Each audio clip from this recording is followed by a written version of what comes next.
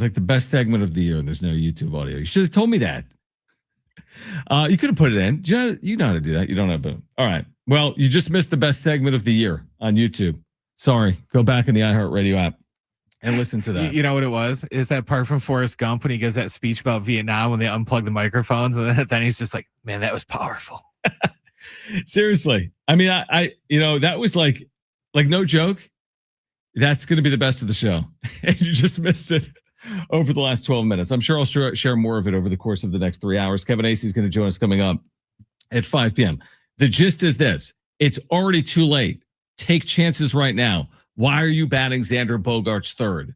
Make a move for the sake of making a move. Promote someone within your organization. Sell off a piece right now. Maybe it ignites the team.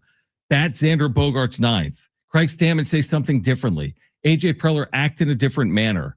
This fan base deserves more than what the Padres have given them here this year. The fact that this team is under 500 right now and still drawing 40,000 fans is unbelievable.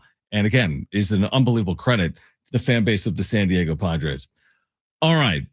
We'll hear from Craig Stamon on the other side is what we're going to do. We have a giveaway for you today. If you want a 4-pack of tickets to see Santana with the Doobie Brothers on August 11th at North Island Credit Union Amphitheater, tell us why you want to go. Who wants to see Santana? Open up the iHeartRadio app, search for San Diego Sports 760, and click on the right talkback mic and tell us why you want to see Santana with the Doobie Brothers August 11th at the North Island Credit Union Amphitheater. Make it a summer of live at the North Island Credit Union Amphitheater. Get 4 lawn tickets for just $99. Get your friends and grab tickets now at livenation.com. We'll hear from Craig Stamon coming up next. Schaeffer and Sliwa, San Diego Sports 760, live on the iHeartRadio app.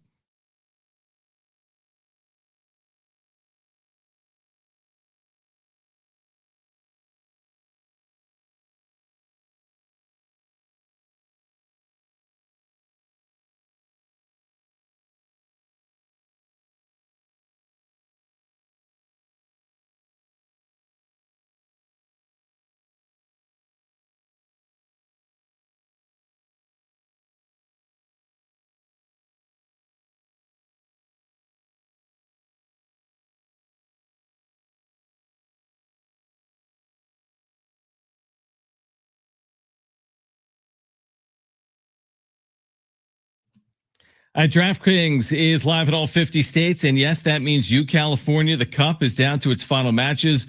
One trophy, one champion. DraftKings has you covered for every single one. The DraftKings app is now live in California. So whether you're catching the early kickoff before work or the late match at the bar, you're in on every minute, every match, every moment, all in one app. Right here in California, the world's biggest stage in the palm of your hand. And we do want to make you aware as well about DraftKings that new DraftKings customers sign up with code SD760. Spend $5 to get $200 in total rewards over 21 days. That's code SD760. In partnership with DraftKings, the crown is yours. Event trading offered by DraftKings Predictions, a CFTC registered introducing broker. Trading involves risk of loss. Market availability varies. Eligibility restrictions apply. $50 every 7 days via click-to-claim issued in non-withdrawable predictions dollars that expire in 1 year. Ends July 19th. Terms dkng.co/predictions promo.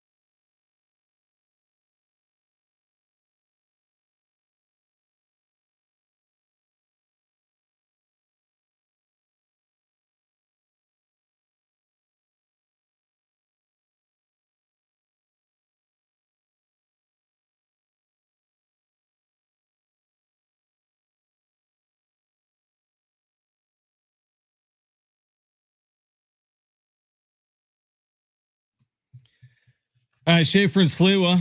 Again, if you want a 4-pack of tickets to see Santana, just tell us why. Maybe you're listening on the app right now, or if you're not, just open the free iHeartRadio app. Tell us why you want to see Santana. Search for San Diego Sports 760. Click that red talkback mic. That's all you got to do. And you may win a 4-pack of tickets to see Santana later today. It's with the Doobie Brothers. August 11th, we'll announce winners throughout the course of the show. We have multiple 4-packs to give away today. So make sure to use that talkback mic and tell us why you want to see Santana this summer at the North Island Credit Union Amphitheater. That's like if a tree falls in the forest and nobody's there to hear it, doesn't really make a sound. Now we're on radio, thankfully. We're also on the free iHeartRadio app, thankfully. We're also on YouTube, at least the video, sometimes the audio as well. And we'll hear from Craig Stamon coming up in a moment. I mean, I did rant there. I mean, I really did rant on the state of the Padres, which I mentioned this, I think, Wednesday. It's like the State of the Union address. It's like, it's not good. Like typically they'll tell you, no matter who's in office, no matter what the economic conditions are in America, they'll probably spin it positively. They're not going to tell you the nation's about to fold in like year 239. Like, hey, things aren't as good as we expected. We're going to, fold up here. But if you're being honest about the state of the San Diego Padres, like it's not encouraging. Got to win a series against the Diamondbacks. You don't win a series against the Diamondbacks. You are handed a silver platter. It is Merrill Kelly at home with a chance to win a series. Merrill Kelly with his 5.71 ERA at home. You score first on a Manny Machado home run. It's the last time you score in the game. If you watch the final few innings of this game, and Craig Stamon will be asked about that in a moment, they did nothing. They did absolutely nothing in the final innings of this game. I mean, no rally, no threat, no opportunity, no thoughts of any rally. It's not like they were trailing by 6 runs in this game. They lost 3-1. They allowed Merrill Kelly and his 5.71 ERA to go 7 innings. They have faced Merrill Kelly 1,000 times. Like an infinity number of times they've faced Merrill Kelly. Everyone in that lineup. And that's your game plan. That's your scouting report. He allowed 3 hits in 7 innings last night. You are at home with a chance to win a series. You can't go back and change what has happened previously, but you can go out there and play better than you played last night. But no, all good. Split, win some, you lose some. No, it's not good enough. It's not near good enough. All right, this is Craig Stamon last night, starting with the lack of offense late. I think Merrill Kelly got us again. He's kind of just had his way with us ever since, he's got to Arizona. From what I remember, I think very few times have we gotten him back, and tonight was again one of those nights. What'd you think of Canning? I thought he did pretty good. No walks, 5 strikeouts. Started giving up a few hits there at the end. Really, and all of the runs that they got tonight came with 2 outs. And so, you talk about, whoever does best with 2 outs is usually who comes out on top in the game. And, we gave up 3 runs with 2 outs tonight. They turned the lineup back over there. Did you think of going to Matsui earlier there, or was Canning, you mentioned he was pitching pretty well? Yeah, we got the 2 pinch hitters at the top, or the 2 switch hitters. Sorry, not pinch hitters, switch hitters at the top. We feel rather have a right-handed pitcher on him. Canyon was throwing the ball well enough that I felt like, he had the opportunity to get through 5 innings and qualify himself for a win there. And, ground ball up the middle kind of ended his night, but he pitched excellent. How about Manny tonight? Showed he's healthy. Yeah, exactly. Home run to right field. That's peak Manny right there when he's going oppo and hitting homers. And, against Merrill Kelly, who hasn't had a ton of success against, homer to right, bullet to left. Good night for Manny at the plate. It's still a lot of baseball out, but this, win 1, lose 1, win 2, it's kind of spin your wheels. Like, how can you guys get on a roll? Kind of what you need to do to erase that 8-game losing streak. Yeah, we believe that at any point we could go on an 8-game winning streak, and we do that, and we're right back in the hunt, and we're right where we need to be. We have less games to do that than we did coming into this homestand, but I'm going to believe, and I'm going to push these guys, and these guys are going to push each other. We had a lot of conversations this week about it. You can't make a winning streak happen. All you can do is put in the work every day, show up every day with the right focus, discipline, and attitude, and then hope the chips fall where they go in the right way. And we need some breaks to go our way, and right now, like a game like tonight, we didn't hit the ball very well, and that's not going to help us, go on a sustained run. We've got to have consistent, days and weeks of hitting the ball the way we're capable of, like last night, and play games like that on a consistent basis. All right, so he believes they're capable of winning 8 straight. What is it? The Will Ferrell anchorman? Like, I don't believe you. That's the way out of it. I believe that we're going to find our way out of it.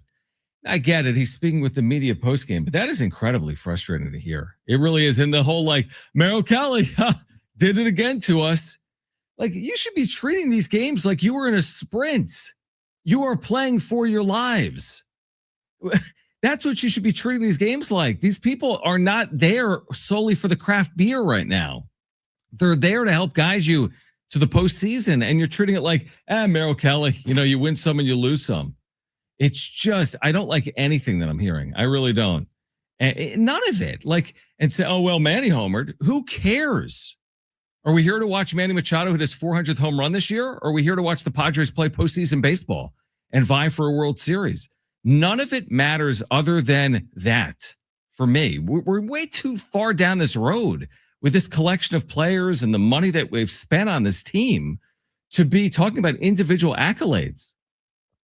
Are we really going to be talking about this in 5 years? Man, he hit his 500th home run and he's got 3,000 hits and never played in anything other than one NLCS that they lost in 5 games a decade ago when we're talking about it 5 years from now. Is that really where we are right now? Is that what the other side of this looks like? As I said earlier, time to do something. Xander Bogaerts should not be hitting third. AJ Preller should be picking up the phone and trading someone off this team. He should also be sending someone up from AA or AAA. You got to rock the boat now, right now. Because, by the way, on the other side of this All-Star break, you're going to Kansas City, Atlanta, Miami. I don't even know what that looks like if you play well. 5 wins? So you're going to get to that point. If this goes quote unquote well, you win a series this weekend against Toronto. By the way, fully possible. Toronto's been terrible. And sometimes you reach the pinnacle like that and it's hard to get back. Toronto last year, I think about the Padres in 2022 falling on their face in 2023. But what's a good scenario here? You go 2-1 against the Blue Jays this weekend. You're 500 at the All-Star break and 5 games out. You go 5-5 through Atlanta and Miami and Kansas City. And now you're just 10 games closer to the trade deadline and the end of the season. At some point, you need to win series consistently. And at some point is right now in this exact moment in time. So it either happens or it doesn't. Otherwise, they're selling off, and they have to sell off parts based on the way they've been playing. All right, much more on the Padres. Am I off the mark here? 877-767-4760 or hit us up on the Talkback mic. Open the iHeartRadio app, search for 760, click the red Talkback mic. We've got a text line as well, 70470. Start it with the word team. Padres, Blue Jays kicking off a 3-game series tonight. Stay with us. Schaeffer and Sliwa, San Diego Sports 760, live on the iHeartRadio app.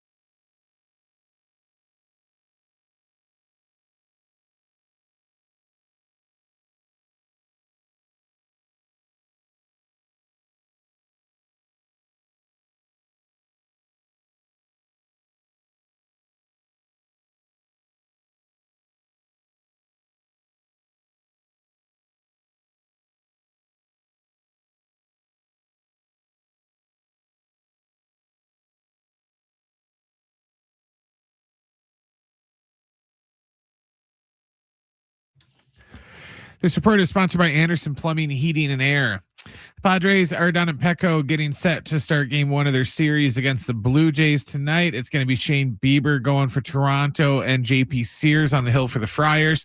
First pitch tonight is at 6:40. We got one final from earlier today in the World Cup. Spain defeated Belgium 2-1. Choosing the right home service company isn't just about fixing what's broken. It's about trusting who's in your home. That's why homeowners count on Anderson for friendly professional service that keeps everything running right. Visit AndersonPHA.com.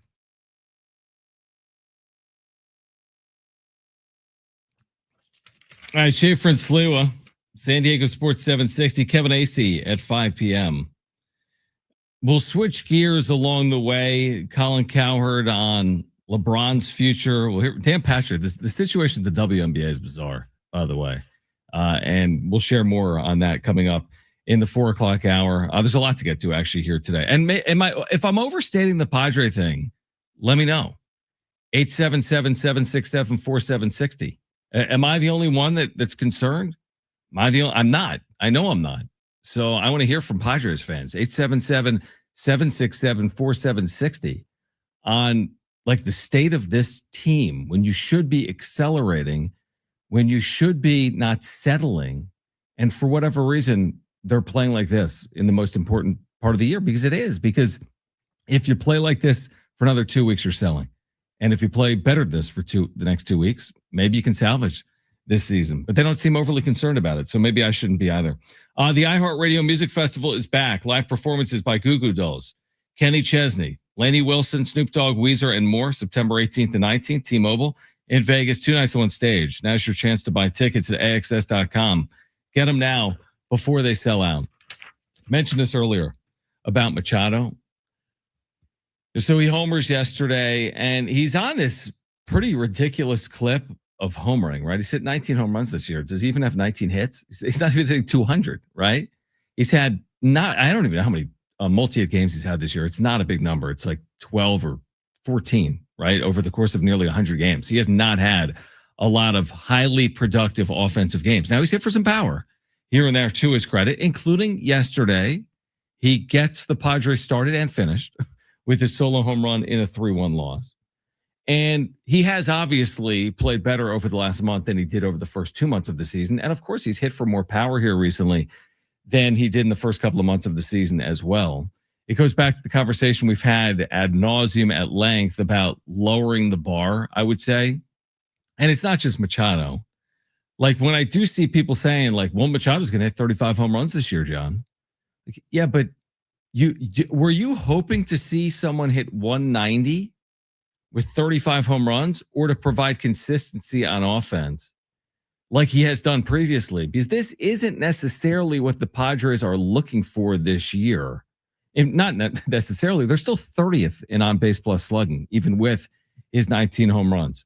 So I get it. He's been better over the last month, but if we're going to be honest, we're all lowering our expectations. Fernando Tatis Jr., it is true. And I've been the first to say it really over the last 6 weeks. Like, he's hit the ball hard. He's played better by and large. But guys, he's hit 5 home runs. Now I'm playing the opposite side of that coin. I'm talking maybe out of both sides of my mouth. But he really is now Luis Ariz, is what he is. In fact, he's not even hitting as well as Luis Ariz. He's hitting 284, I think. But we need more out of Tatis as well. Again, expectations lowered for a guy making $340 million. I sent out a tweet yesterday. Who has been worse between Jackson Merrill and Xander Bogaerts? I mean, you look at their numbers, guys, and you watch them play, and you could make an argument easily either way. The reason I would say Merrill is Merrill had expectations, and I think significant expectations, arguably high expectations, and he seems to be lost at the plate.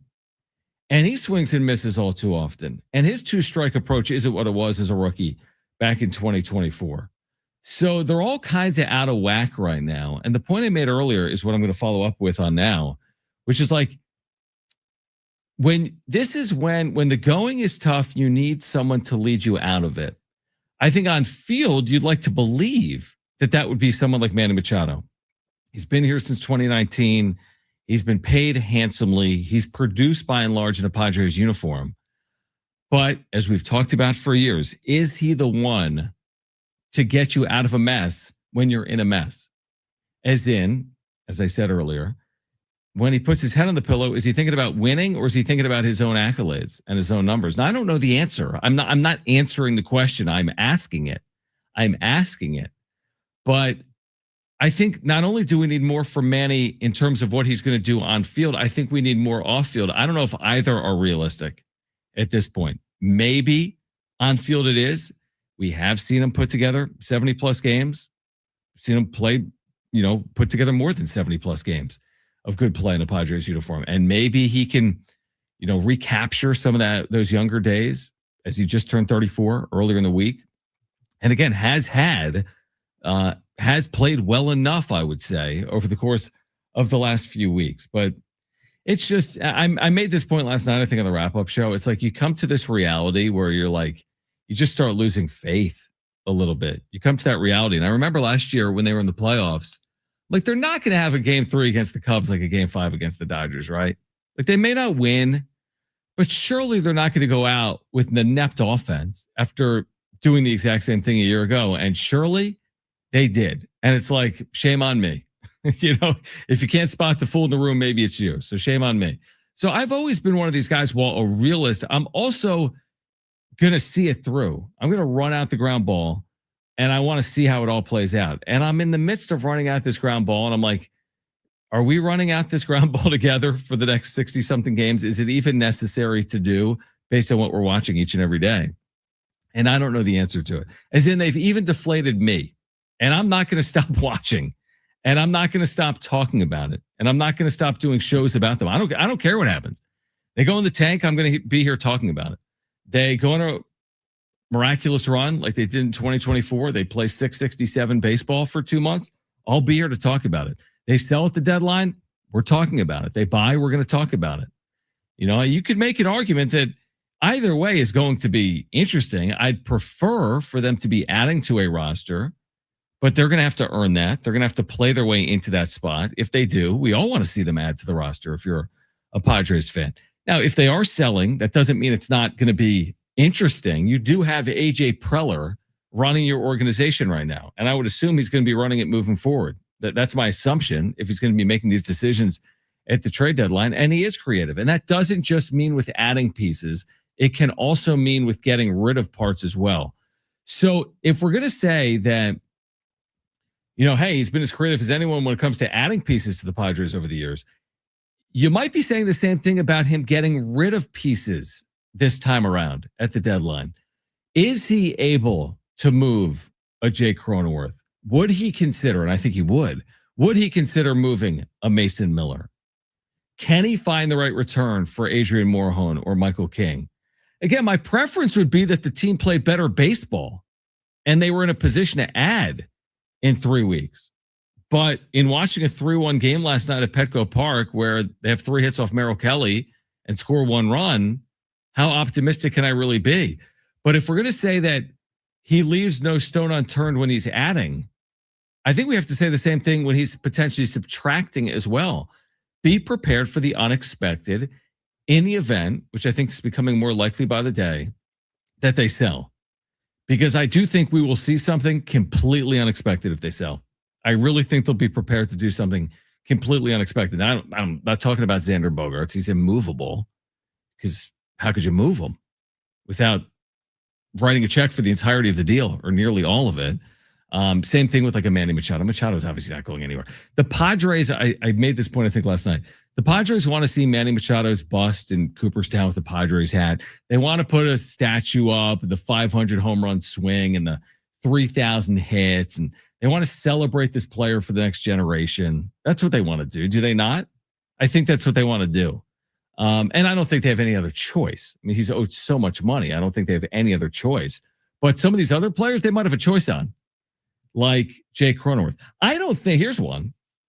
Like, do I think that Jackson Merrill is weighing down this organization like an anvil financially? No, I don't. Do I think he's underperformed the last 2 years? Absolutely.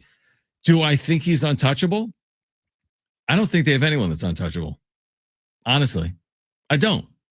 So I'm not telling you he's going to move, But I'm telling you that if you want AJ Preller to be creative when he's adding pieces, you have to consider what that means when he's subtracting as well. And is Jackson Merrill the 2024 player or the 2025 and 2026 player? All of these questions should be on a whiteboard right now if you're AJ Preller and this organization, in my opinion. Colin Cowherd on the other side on a potential landing spot for LeBron and how it would rate all time with the starting fives he's played with in his NBA career. Plus, we'll get to the wrap coming up at 4 p.m. and Kevin Acee, our Padres insider, will join us live coming up at 5 p.m. If you want a 4-pack of tickets to see Santana, all you need to do right now is open the iHeartRadio app. It's free. Search for San Diego Sports 760, click the red talkback mic, and tell us why you want to see Santana. We're giving away multiple 4-packs of Santana tickets today. So do that, and you're automatically entered to win a 4-pack of tickets to see Santana with the Doobie Brothers August 11th at the North Island Credit Union Amphitheater. Colin Cowherd on LeBron's future next. Schaeffer and Sliwa, San Diego Sports 760, live on the iHeartRadio app.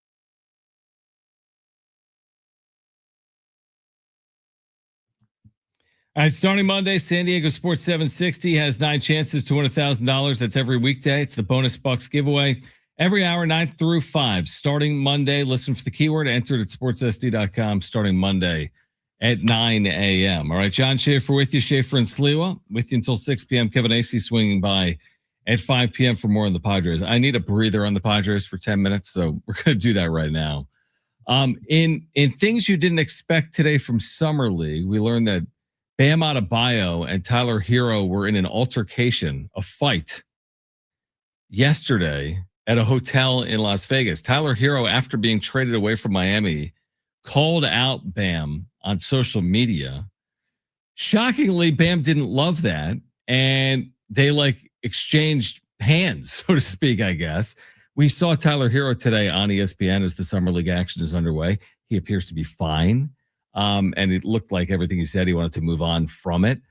But the NBA kind of never sleeps this time of year. You get the free agency, you get the draft, and now you learn that former teammates in Miami were in a physical altercation in a Miami hotel, Brent, last night. I think Tyler Hero's mad that he got traded to Milwaukee, because going off of all the stuff on X that he was saying about Bam and Giannis the last week, which is pretty much what started the altercation at Summer League in Vegas, was pretty much him alluding that Tyler Hero, was the best player on that Miami Heat team, not Bam Adebayo, and they gave him this big contract for only being able to play defense and stuff like that. So I think he's bitter because he thought he was the best player on that Heat team, and now he's gonna sit in Milwaukee until Milwaukee decides to ship him out of there. Yeah, and I agree. And I think, by the way, calling out a former teammate of the caliber of Bam Adebayo on social media is probably a bad idea if you're Tyler Hero. But then again, punching Tyler Hero if you're Bam is probably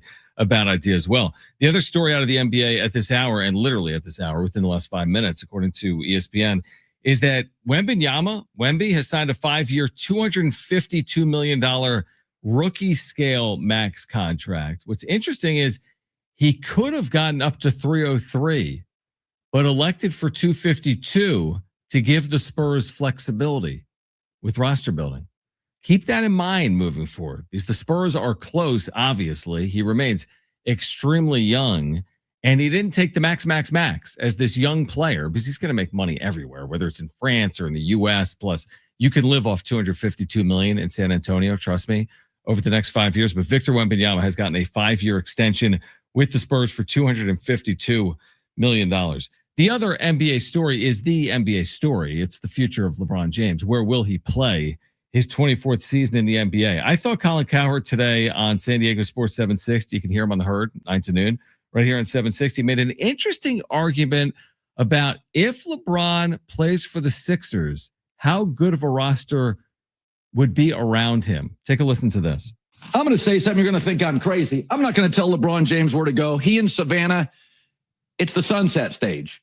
Like, there's multiple stages for a player. The show-off stage, the championship stage, the mogul stage. LeBron's now moved into the sunset stage. Where do you want to watch the sunset in your last year or two? I truly believe this. If LeBron joined the Philadelphia 76ers, this is the best starting 5 he's ever had, easily. I don't want to hear about the Heatles. The Heatles had Mario Chalmers at point. Tyrese Maxey is all NBA. The Heatles had Joel Anthony at center. I'd say Joel Embiid slightly better. The Heat didn't have any young ascending star like V.J. Edgecombe. They were old. Ray Allen, Battier, Mike Miller, Udonis Haslem. Guys I love. They didn't have anybody like Edgecombe, who is an ascending star, like not good, like all-star to 8 times. Jaylen Brown and D Wade are very similar, play both ends, very, very athletic, both going to end up in the Hall of Fame. LeBron's obviously not good as good as the Miami LeBron, but if you're talking quality lineup, Tyrese Maxey, All-NBA, Edgecombe, ascending rocket ship, Joel Embiid, Hall of Famer MVP, Jaylen Brown, All-NBA. And I've been hearing this. Well, if he chooses Philadelphia, it's the easy way out. Damn straight it is. The sunset stage is all about the easy way out. You don't need to play the black tees anymore. move up to the blues or the whites. And by the way, get a cart and grab a Bud Light. I don't need you. You've proven you're great for all of you. I don't care what career you're in. You could be a landscaper or a lawyer. The sunset stage, take the easy way out. Give yourself a bonus. Play the white tees. Grab a cart, couple of cigars. Have somebody else pay for it. I think it's an interesting argument because when you think about LeBron and like ring chasing, like what are you chasing here late in your career? You want a homecoming to Cleveland? Are you going to win a title in Cleveland? You're coming out of the East. Maybe it's a better chance than if you go to Golden State. What are you doing if you're going to Golden State? Like what are you trying to accomplish? And if you're trying to surround yourself with a cast of characters that you could win with, maybe Philadelphia makes sense. I saw Saquon Barkley today said you'll be remembered forever if you win in Philadelphia. So he's got quite a decision to make here in the coming days. I think if he is serious about where he's going, solely to win another ring and that's it, he's not going for, a big farewell tour or anything like that, then he needs to go to Philadelphia.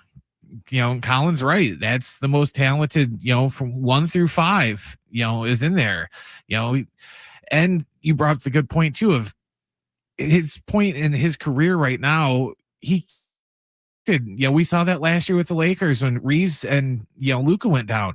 At his age, you can't just lump everything on him and expect him to carry the team. Maybe for small, periods through the season you can, but not for long extended stretches. He's just not, he's not built for that anymore. His body's gone through too much, and he goes to Philadelphia. Honestly, some games he'd be like the 4th option. Because Edgecombe, he's really streaky. So if he gets on, Maxey, Embiid, certain days, the alleged, GOAT or top 2 players of all time would be like their 4th option if they need to be. Yeah. I mean, listen, all of this is probably risk reward. If you're LeBron, you could have just stayed in LA, you finish your career there, you played 9-10 years there. Now you're not going to win a title. You could go to Golden State. That's a great documentary. They can put on ESPN. You do your 30 for 30. You're playing with Steph. I don't think you're winning a title. You're going up against San Antonio and Oklahoma City. Go to Cleveland, amazing. 3rd time's a charm. But ultimately, are you trying to accomplish? And if it is to win, who would have ever thought that Philadelphia might be the best option for him? Well, and look how weak the East is. If he would go to Philly's odd. I would put them above the Knicks, even though they just won the title. Because you're adding LeBron to that team. I'd put Jalen Brown. I'd put him above Miami. I'd put him above the Knicks, above Boston. In my mind, I think they would be the hands-on favorite to win the East.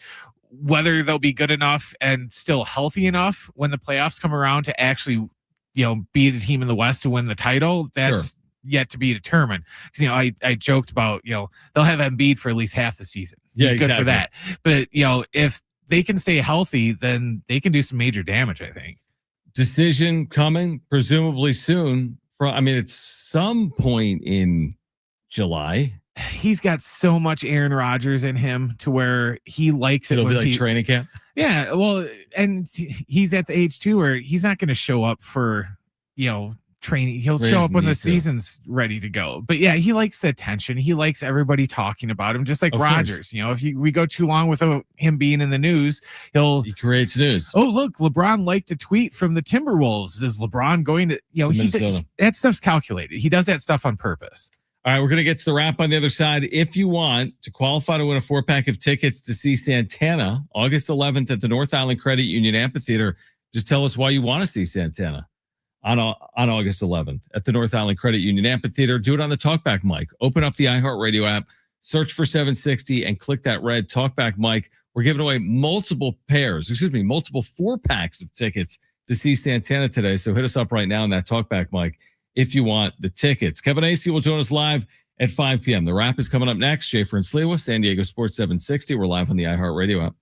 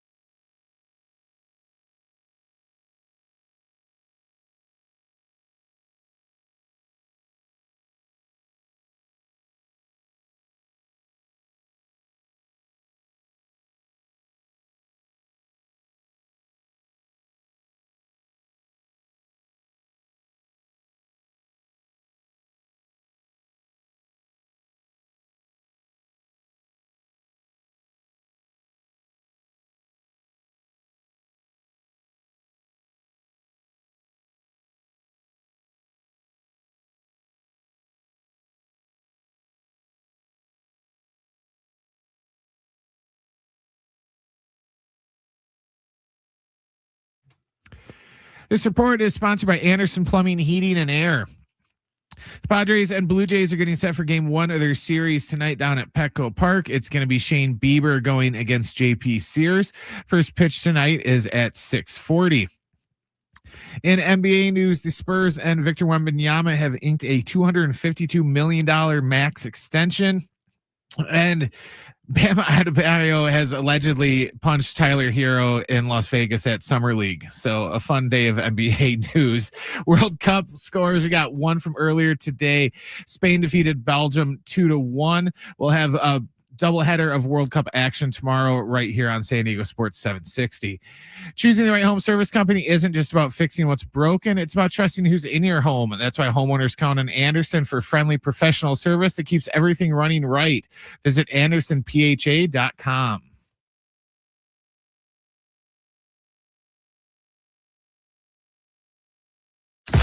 Previously on Schaeffer and Sliwa. I think if you're a Padre fan, you don't really care how you're getting the wins at this point. But at least they were just two well-played games. And there were a lot of different guys that contributed.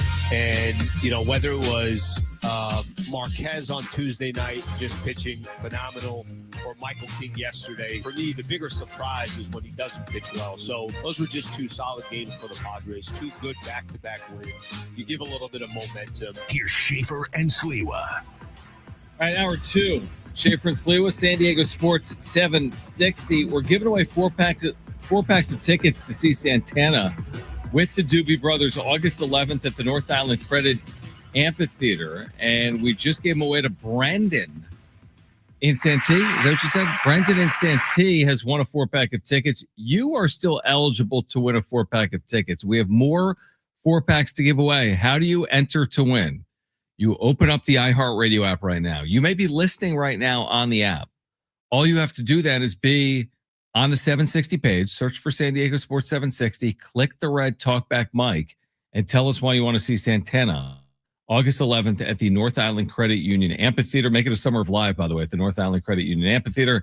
4 lawn tickets for just $99. Grab your friends and get your tickets now at livenation.com. We have 3 4-packs left. Okay. So if you want to go see Santana and the Dubes, you better get in there because it's going to be kind of a first come, first serve situation. So don't wait till the last minute because you might miss out. All right. So if you want think about that, a free 4-pack of tickets to see Santana, $100 value or more. All you got to do is open up the iHeartRadio app, search for 760, click the talkback mic, and tell us why you want to go this summer to see Santana right here in San Diego. Hopefully we'll hear from Craig Stamon with his pregame comments to the media coming up between now and 6 p.m.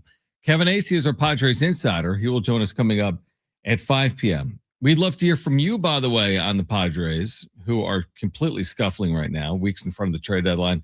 Phone lines are open at 877-767-4760, or you can, again, text us, 70470. Start it with the word team. But right now, let's get to this.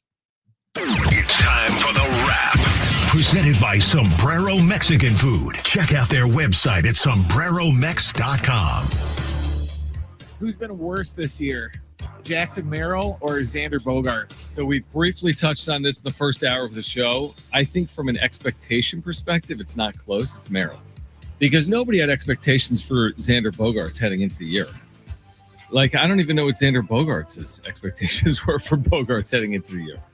He's just a shell of the player he was in Boston, isn't he? I mean, he just is. Look at the numbers. Watch him on field. He's not the same player. He's had stretches, like he'll play well for 3 weeks and then play poorly for 6. The thing with Merrill is there was a moment in time not that long ago, maybe last April, where you're like, here's the future of your franchise. This is a foundational piece to build around. But he hasn't played like that in 2025 or here in 2026. Now, I don't think all hope is lost. I think he's capable of being a very good player. But he hasn't shown it for the better part of this year and last. And the numbers keep getting worse from rookie year to 2025 to a precipitous drop here in 2026. So I think it's hard to argue that it wouldn't be Jackson Merrill, considering what we thought about Jackson Merrill heading into the year compared to what we thought about Xander Bogaerts, for example, heading into the year. Next question. Will you be watching the Major League Baseball draft this weekend? No All chance. 20 rounds of it. No chance in hell. And I know people make a big deal out of it, like when the Padres select, I think 21st overall. But I mean, what are we even talking about? I would love to look at a list of first round draft picks of the Padres over the last decade. I'm going to do it right now. Padres last decade. Okay. And let's see which of these players have had any impact on San Diego. Okay. So here, let's just go back through the last 5 years. All right. Cruz Schoolcraft 2025. No impact so far. Not obviously. yet. You're still here though. Yeah. High school player. Cash Mayfield. Understandable. High school player 2024. Dylan Head out of high school 2023. Is he even here? He's not here. Dylan Lesko. Not here. High school pitcher out of Buford, Georgia. Jackson Merrill, good selection. They went Merrill and Wood that draft with their first 2 picks. Merrill, of course, was up to start 2024. That was, by the way, 3 years after he was drafted. He was drafted in 2021. Before that, Robert Hassel, just cut by the Nationals. CJ Abrams, who's on the Nationals. Ryan Weathers, who had no real, time with the Padres, although he kind of did, but you get the point, before they shipped him out.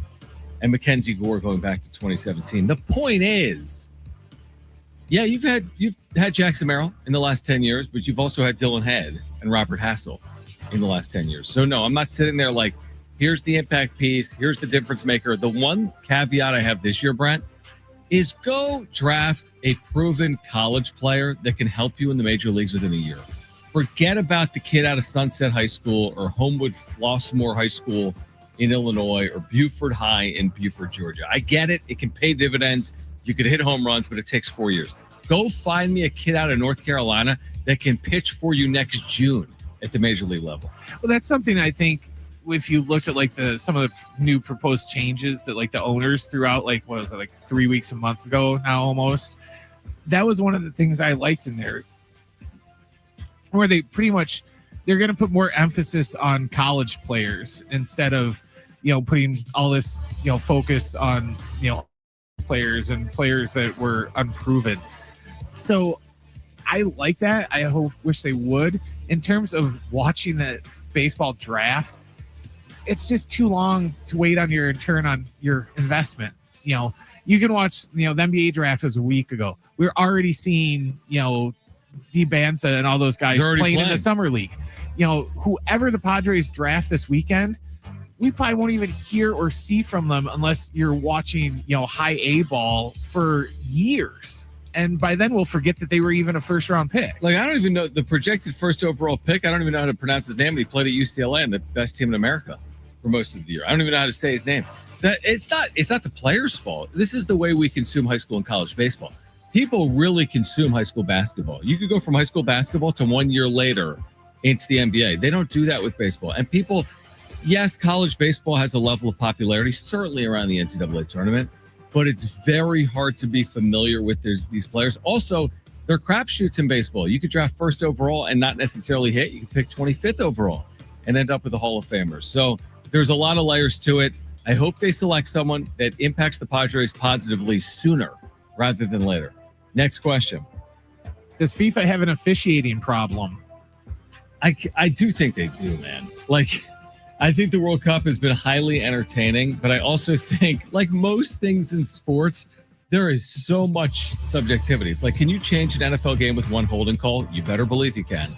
Can you change an NBA game with a series of foul calls? Yes, you absolutely can. And you can change an entire World Cup with one call. Because the difference in scoring or not scoring a goal, or like a VAR review being overturned or upheld, is everything. I mean, you think a touchdown is important in football. It is. But there's not 1 or 2 touchdowns in a game on average. There's 4 or 5 or 6 touchdowns in a game on average. So it's just so massively important for something to be well officiated. And there's been a lot of very, controversial calls that have played out here during the knockout rounds. And it's not the first time. This has happened previously in the World Cups as well. So I don't have the solution for it. But yes, I think for the credibility overall of the event, officiating must improve for the World Cup. I think, too, FIFA kind of has a sketchy aura to them anyways with, they've been accused of corruption and a bunch of other stuff with Sure. other, past World Cups, to where I think that kind of puts a black cloud over it too, to where normally you might just be like, oh yeah, the ref really blew that call, to where, no, did he blow that call, or is there something nefarious going on here that is kind of sits in the back of people's minds? Yeah, I mean, that has definitely followed FIFA for forever. And as they've tried to eradicate it with, again, the replay reviews and more transparency with it, it feels like they've just created more. They've opened additional cans of worms in the process of trying to be more transparent. Final question.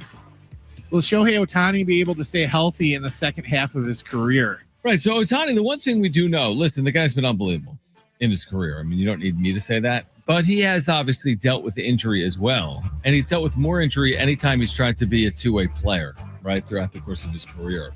So now he's dealing with a knee, and he's not going to appear in the All-Star game. And, he's not a spring chicken anymore. I don't know what a spring chicken is, but he's not one. He's 32.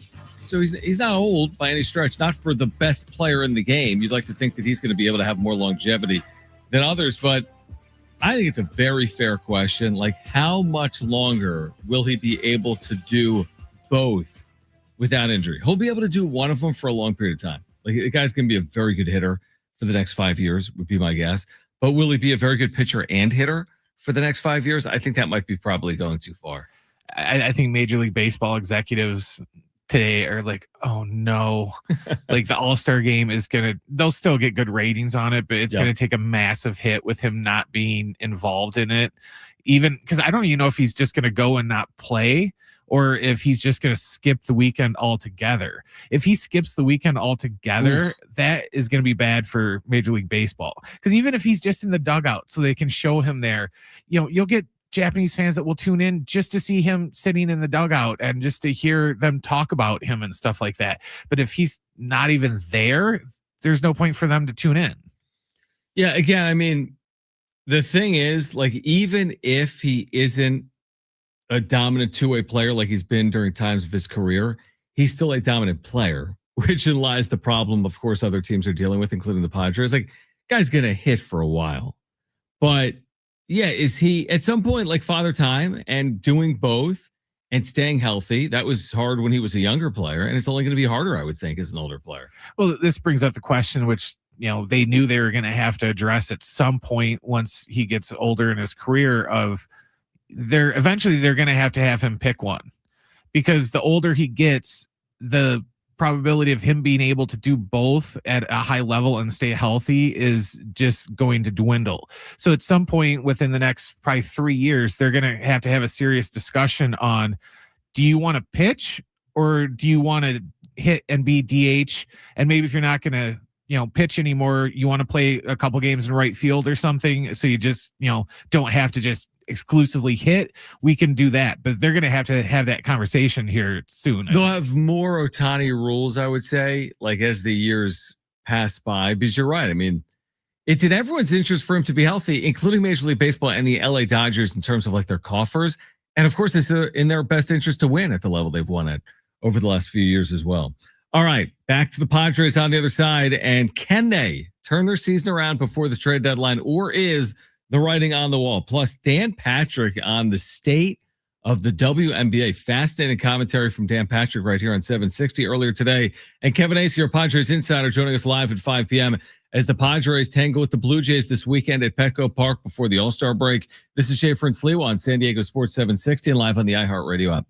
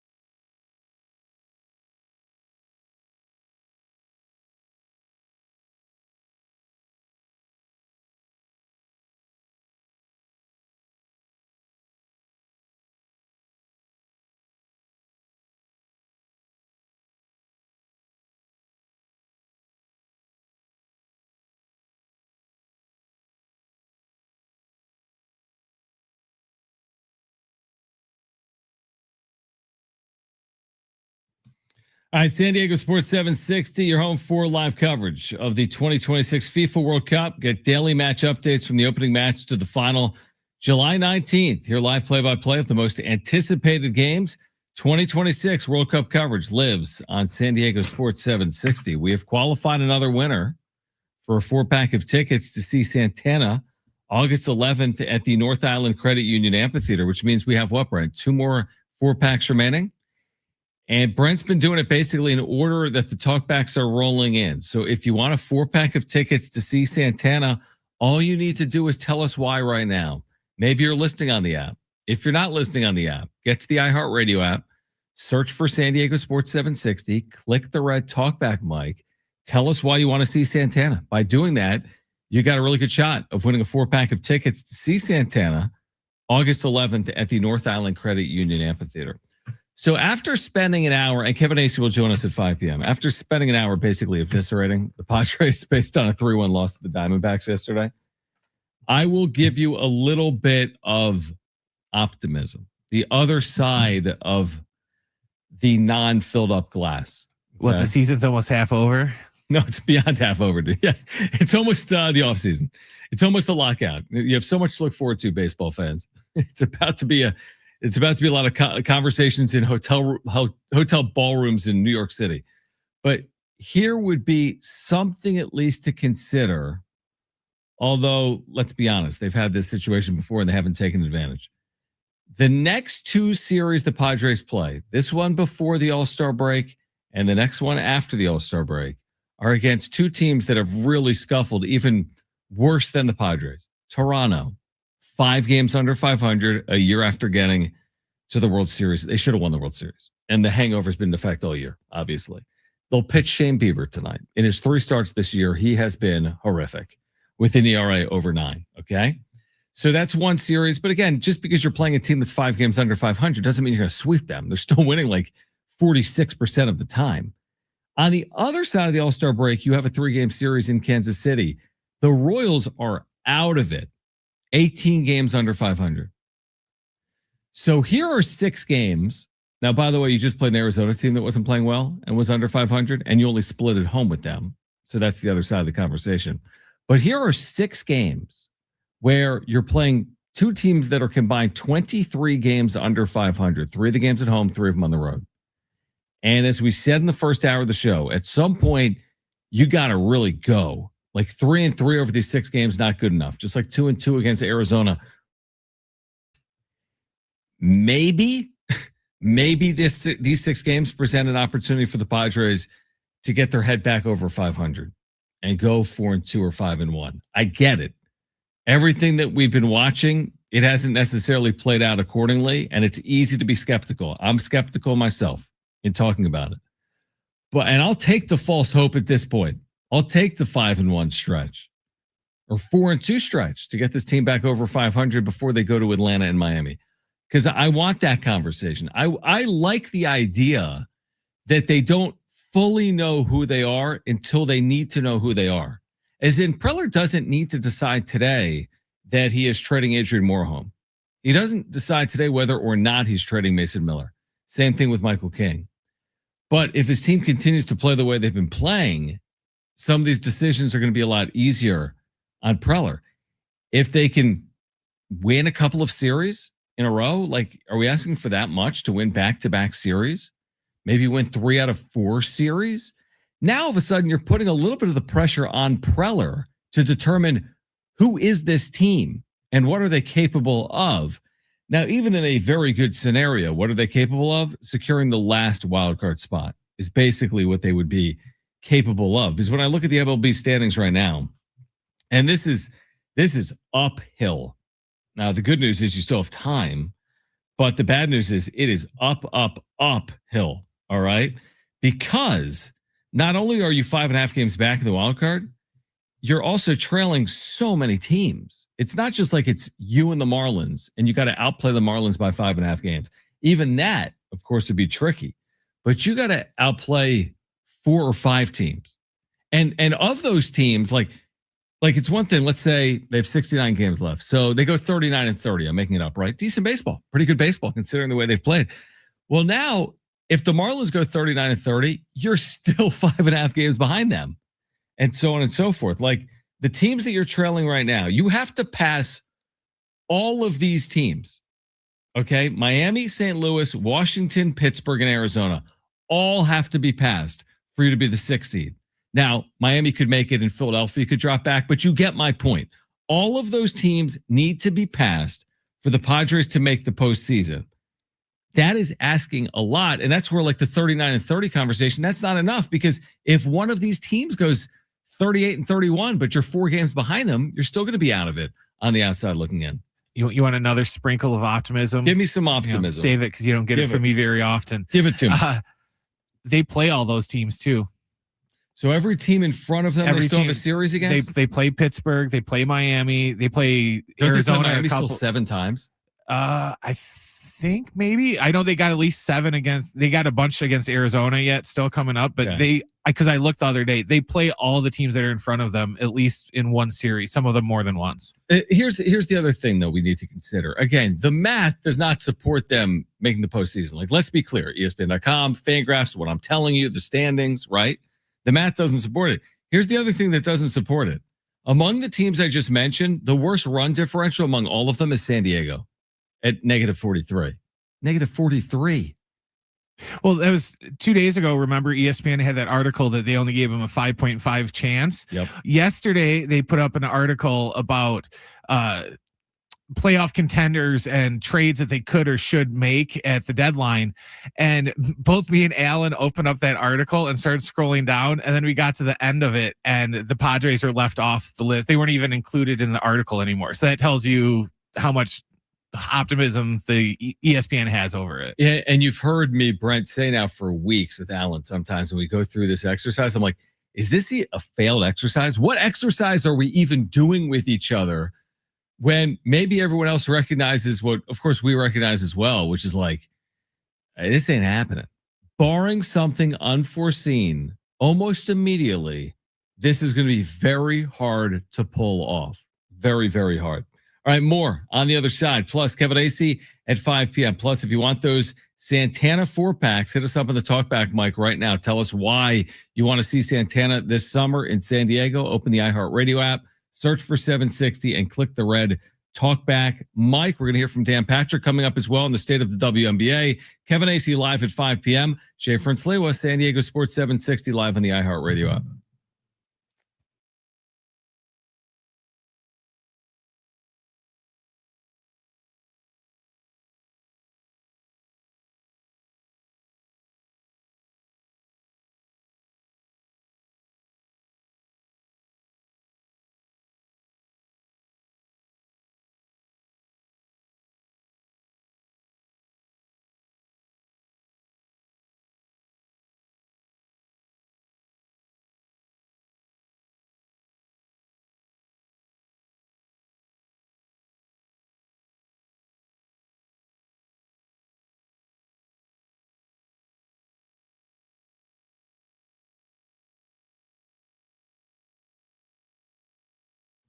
DraftKings is live in all 50 states. Yes, that means you, California. The cup is down to its final matches. One trophy, one champion. DraftKings has you covered for every single one. The DraftKings app is now live in California, so whether you're catching the early kickoff before work or the late match at the bar, you're in on every minute, every match, every moment, all in one app. Right here in California, the world's biggest stage in the palm of your hand. New DraftKings customers, sign up with code SD760. Spend $5 to get $200 in total rewards over 21 days. That's code SD760. In partnership with DraftKings, the crown is yours. Event trading offered by DraftKings Predictions, a CFTC registered introducing broker. Trading involves risk of loss. Market availability varies. Eligibility restrictions apply. $50 every 7 days via click to claim issued in non-withdrawable predictions dollars that expire in 1 year. Ends July 19th. Terms dkng.co/predictions promo.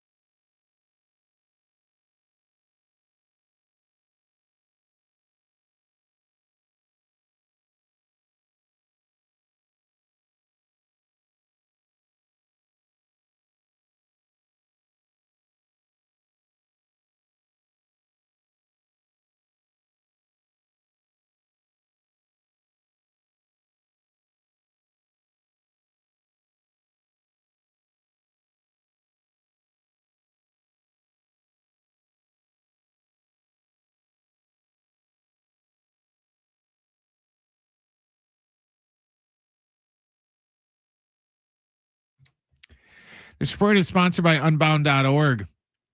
The Padres are downtown at Petco Park getting ready to start their series against the Blue Jays. It's going to be Shane Bieber going for Toronto and JP Sears going for the Padres. First pitch tonight is at 6:40. In NBA news, San Antonio and Victor Wembanyama have agreed to a $252 million max extension. And at Summer League in Vegas, allegedly Bam Adebayo and Tyler Hero got into a physical altercation. So we'll see what comes from that. World Cup, we got one final from earlier. Spain defeated Belgium 2-1. And we'll have World Cup doubleheader for you tomorrow right here on San Diego Sports 760 beginning at 1:30. Right now, there are young people across the world facing a tough choice: continue their dream of education or drop out to help their family put food on the table. You can help change their future in a single moment. See how far your support can go at unbound.org.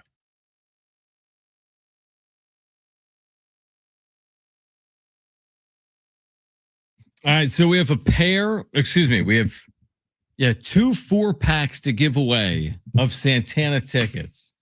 So if you want a 4-pack of tickets to see Santana with the Doobie Brothers August 11th at the North Island Credit Union Amphitheater, all you need to do is tell us why you want to go right now. And by doing that, you can walk away with a 4-pack of tickets to see Santana.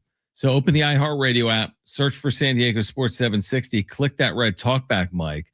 Brent is basically qualifying those that use the talkback in order. So if you want the 4-pack of tickets, just use the talkback mic right now, and you've got a 4-pack of tickets essentially to see Santana. So again, open the iHeartRadio app, search for 760, click the red talkback mic, and tell us why you want to see Santana August 11th at the North Island Credit Union Amphitheater. A bizarre baseball story at this hour, and Kevin Acee will join us at 5 p.m., and you're going to hear from Dan Patrick on what's playing out the WNBA this season and their commissioner as well at 4:45. The Mets are hosting the Red Sox today. Whatever, right? 2 teams that are going in the wrong direction. And this is Citi Field Friday night before the All-Star break coming up this weekend, right? No big deal. And the Red Sox apparently were stuck in Chicago all day. They did not travel to New York yesterday for whatever reason. I don't know if it was weather or plane or whatever the reason was. They were still in Chicago as recently as 5 o'clock Eastern. They arrived after 5 p.m. Eastern to Citi Field for tonight's game. That's PCL stuff. That's what happens in AAA and the PCL when you're traveling around the country. So they did make it to New York, but because of their delays and they're literally walking into the stadium 2 hours before first pitch, Major League Baseball elected to move first pitch back 45 minutes to 7:50 of all times tonight for the Mets and the Red Sox. So a bizarre story. This is stuff having worked in minor league baseball. I think I've mentioned that before. So here's what MLB Communications said. Due to travel issues that the Red Sox encountered en route to New York, first pitch of tonight's game against the Mets at Citi Field has been delayed to 7:50, according to Major League Baseball. Having worked in minor league baseball, you know what would happen sometimes in the minors? You would lose games because of travel. In the PCL, when Oklahoma City's playing Tacoma back in the day, they've regionalized it a little more, but like they don't make it. Like you're connecting through Austin on your way to Tacoma, and you've got a thunderstorm, and it's a Friday night, and now you don't have a rain out. You have a travel out in the PCL. Now, those are few and far between, but when you're traveling commercially and you're covering New Orleans to Tacoma, something like that could happen. Now, in the major leagues, that's so rare. I don't know the last time a game was lost because of travel, because of charters and all the conveniences that we enjoy or they enjoy at the major league level. But it's like, you know, it's part of the game that we often just put to the side. We forget at times that these are human beings doing humanistic things. Like when the Padres are playing the Phillies, they got to get to Philadelphia. You know, sometimes they get there late in the evening and then they're playing the next day and the show goes on, so to speak. So this rarely happens in the major leagues, but I guess occasionally will happen in the major leagues. You're looking that up, aren't you, Brent? The last time a game was lost due to travel. I'm assuming it's very rare at the major league level. Like you wouldn't see it in modern baseball in the last 10 years would be my assumption. Of course, you can get rain outs and weather outs, and in Colorado, like snow outs. They just keep bringing up today's. So that tells you how rare it is. It would be very rare. I'm kind of surprised that they just didn't steal someone else's plane. Just being, because one time before I moved out here, I was out here on vacation. And when I went back to Wisconsin, I had a layover in Minneapolis. And the Timberwolves finished a game in Minnesota and they had to go on the road someplace, and their flight was supposed to leave at like 11 o'clock at night, but they had mechanical issues on the team plane. So they stole my plane. So they had to make an announcement, and everyone that was on our flight, we all had to run across to the other side of the airport, like that scene in Home Alone, to go get on the new plane because the Timberwolves confiscated our plane because they needed it. So I'm kind of surprised that same thing didn't happen. Big business, a lot of money on the line. Obviously, the show goes on. You don't miss games in professional sports because of something like that. So anyway, something that's playing out tonight between the Red Sox and the Mets. Earlier, when we heard from Craig Stamon, and Kevin Acee will join us coming up at 5 p.m. Earlier, when we heard from Craig Stamon, he was relatively complimentary of Griffin Canning last night. And I think he should have been relatively complimentary. He allowed just a couple of runs. Now, he didn't make it out of a fifth inning. But the issue that the Padres are dealing with is that even when they get quote-unquote good outings from their starters, they're still not providing you length. And even yesterday, one of the lines of questioning after the game was, did you consider going to Yuki Matsui earlier? Griffin Canning only threw 74 pitches. And Craig Stamon is being asked about the possibility, or did he consider going to Yuki Matsui earlier, even though Canning only threw 74 pitches? That's all you need to know about the issues that they're dealing with. Because if your rotation is more secured, it isn't a question. And your starter, by the way, is probably going to have an opportunity to work out of that fifth inning, if not start a sixth inning. But they have not consistently gotten length from starters or effectiveness. Now, they have, over the last turn through their rotation, actually had some solid outings. German Marquez, a little bit against all odds, threw 30-something pitches before getting an out the other day, but allowed just one run in that first inning and a win. He went 5 innings. J.P. Sears, his last time out, was good. Griffin Canning yesterday was good enough, but again, he didn't give you 5 innings. I think I said this Wednesday. My issue is not that they're not capable of having a good start. My issue is they're not capable, you could argue, of having 4, 5, 6, 7 consecutive good starts. And the reason I think the Padres are aware of that as well is, again, one of their starters in Griffin Canning isn't even given the opportunity to go 75 pitches in a game in which he had a level of success in. I think that's part of the problem when you are essentially using so many, quote, openers as starters. He's not designed to, go 6 2/3 every single start. His purpose pretty much is to go 2 to 3 innings and then he's done. So that's kind of the catch-22 with doing all these openers, is like, yeah, it gets us to our bullpen earlier, but like you said, we're not getting any length and we're not getting any innings out of our starters. I'd be interesting to see, just like in terms of like starting pitching Across innings, baseball, how many innings, like where we rank, because I would have to think we got to be towards the bottom of the pile, just because, like you said, how many pitcher, when was the last time a pitcher went like a 7? full 6 or 7? Yeah, I think King's done 6, here more recently. I don't know. I'd have to look to see the last time someone got through 7 innings, for example. But yeah, therein lies one of the problems right now with the Padres. And it's like, even when you do get relatively good pitching, again, Griffin Canning allows just 2 runs, you still lose the game. Like yesterday on offense, you know how many at-bats the Padres had with the runner in scoring position last night? Let's count them. 1 at bat with the runner in scoring position last night. So, and that's been a story of the last month when things aren't going well. It's like you do get pitching, but you don't get offense. You do get offense, but you don't get pitching. What'd you find in the 6 innings? June 22nd, Michael King pitched 7 scoreless innings in a 1-zip victory over the Dodgers, Braves. over the Braves. So yeah, I mean that's a long time now. I mean, it's the 10th or whatever of July. Now 7 innings is a really good outing. You don't have to, with this bullpen, we're all signing up for 6 innings. Like if the starters leave with a lead after 6, you feel like you're going to win 98% of the time. The issue right now is sometimes they're not getting through 5, let alone 6. And other times they're giving up, 5 runs before getting through a 5th inning. So it's just all out of whack is the point. And I don't even know where we are in the Pavetta conversation. I really don't. But it's not something I'm counting on is the point here in the second half of the year. All right. If you want that 4-pack of tickets to see Santana, let us know why you want to see Santana on August 11th at the North Island Credit Union Amphitheater. Open the iHeartRadio app, search for 760, click the red talkback mic, and you are automatically entered to win a 4-pack of tickets to see Santana. We have 2 more 4-packs to give away. So hit us up on the talkback mic right now if you want that 4-pack of tickets. Dan Patrick taking a swipe, and he did so completely rightfully at the WNBA and their commissioner. You'll hear that on the other side. Plus, Kevin Acee, our Padres insider, joining us live at 5 p.m. here on Schaeffer and Sliwa, San Diego Sports 760, and live on the iHeartRadio app.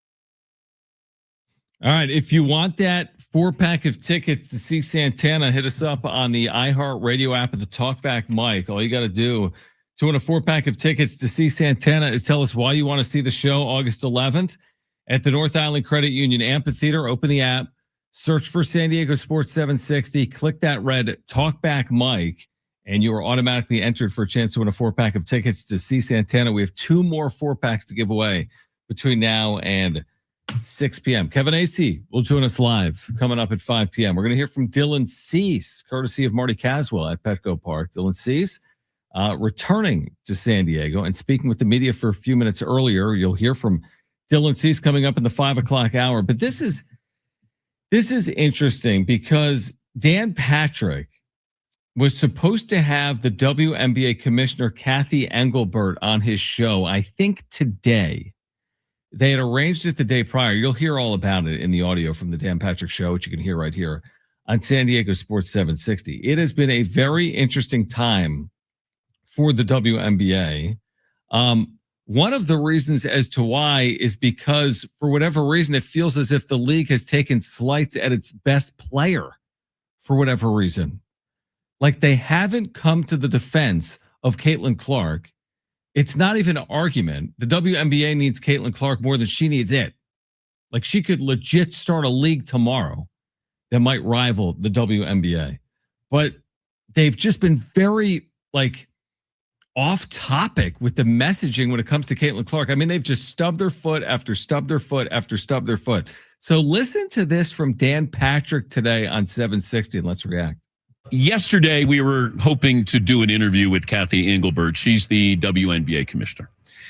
Todd spoke to her a couple of nights ago, and we had a pairings party. Todd went up to her. She's been very friendly to the show. Last year at this event was friendly to us. And Todd said, hey, we'd love to have you on. There's a lot of questions. People have not heard answers from the commissioner. And she said yes. So yesterday, after the show, we waited almost 2 hours for her. This was scheduled. She was going to do a meeting in her hotel room, a conference call, and then she was going to join us. So Fritzy, for at least 90 minutes, is looking just for an update. We're trying to figure, we're standing by, we're waiting to interview her. They didn't, balk at anything, didn't say you can't ask anything. And we thought, okay, we're going to be able to finally ask questions about Caitlin Clark, the WNBA expansion, a lot of different things. And we waited and we waited and we waited. And then we got word, Todd did, that the commissioner said that the WNBA staff, the PR staff, said that she is not allowed to do this. They would prefer that she did not do this.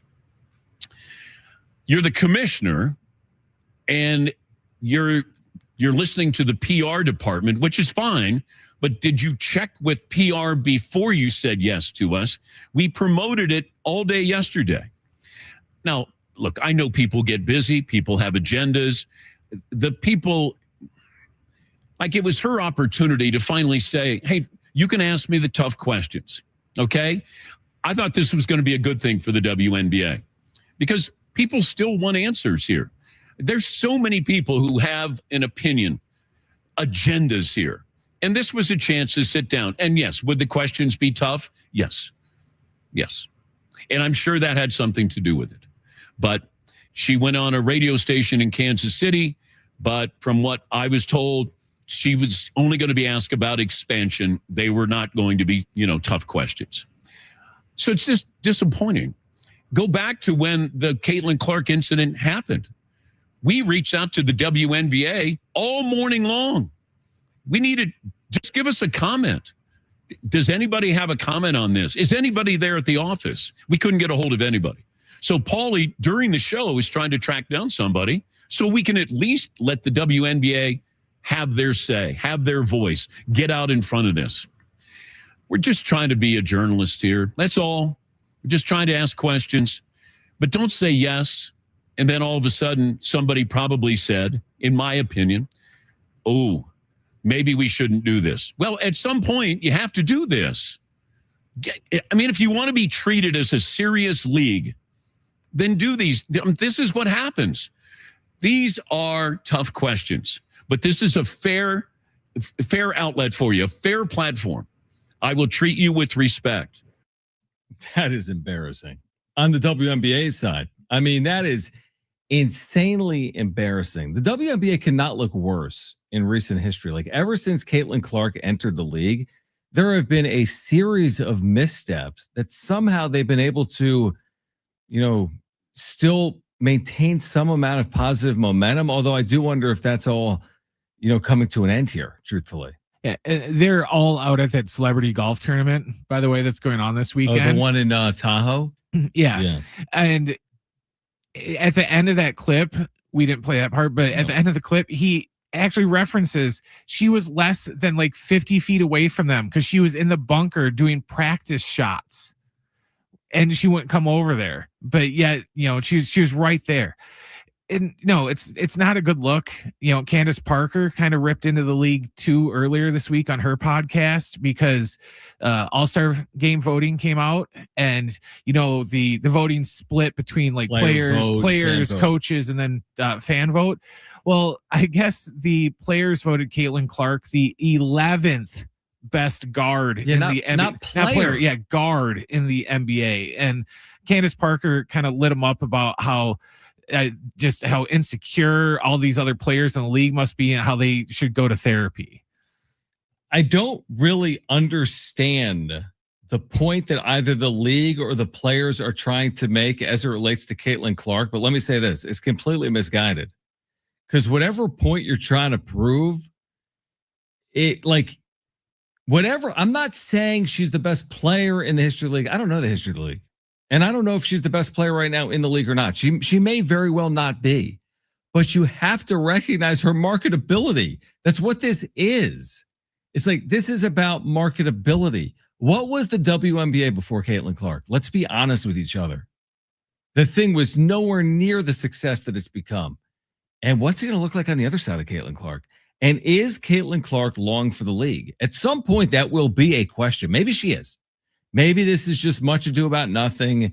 This is all fluff and it's more in the periphery. The player herself doesn't really concern herself with it. I find that hard to believe, truthfully. I find it hard to believe that this isn't impacting Caitlin Clark. I really do. Now, I don't know what other avenue she has, but she can do whatever the hell she wants, Brent. She's a millionaire 100 times over because of her national TV deals, not because of the WNBA. There could be an offshoot of a league. There's 3-on-3 offers that she's had for forever. So I just be like, if I'm the WNBA, be careful what you wish for. And if I'm the WNBA commissioner, I'm embarrassed. I'm embarrassed with Dan Patrick sharing that story on national radio. I think part of it too is ESPN's coddling of the league to where, they paid a lot of money for the TV rights for WNBA. So they are featuring, they have Women Crush Wednesday on Sports Center every Wednesday, but they're not asking any tough questions. They're asking Paige Becker what her favorite, Oreo flavor is and stuff like that. They're not asking her questions about, them drafting her, girlfriend or don't you think that's a conflict of interest or anything like that? Only throwing out they want to answer, which is why I don't think why they skipped out on Patrick. I think you want to be at the big table, like you're going to have to answer the big questions. I mean, that's how these other sports leagues operate, and they're successful, by the way. All right, on the other side, we'll switch gears. Kevin Acee, our Padres insider, will join us live on the other side. Lots of questions about the Padres as well. Kevin will help us answer those on the other side. Plus, we'll hear from Dylan Cease, a homecoming of sorts for Cease, now with the Blue Jays returning to San Diego to face the Padres. Final hour of Schaeffer and Sliwa coming up next on San Diego Sports 760 and live on the iHeartRadio app.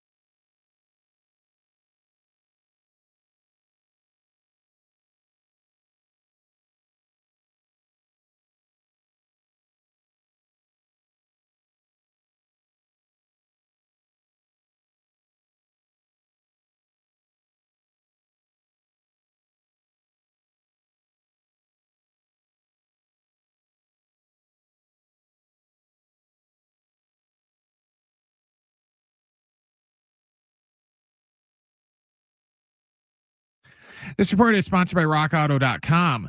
The Padres are down at Petco Park getting set for game 1 of their series tonight against the Blue Jays. It's going to be Shane Bieber going for Toronto and JP Sears on the hill for the Friars. First pitch tonight is at 6:40. In NBA news, the San Antonio Spurs and Victor Wembanyama have agreed to on a $252 million contract extension. In World Cup, we got one final from earlier. Spain defeated Belgium. Header for you tomorrow right here on San Diego Sports 760 beginning at 1:30. Grinding and squealing are signs it's time for new brakes. Skip the hassle of searching for the right parts and shop rockauto.com. Find trusted brand name parts for lower prices and have them shipped directly to your door. All the parts your car will ever need, Rock Auto.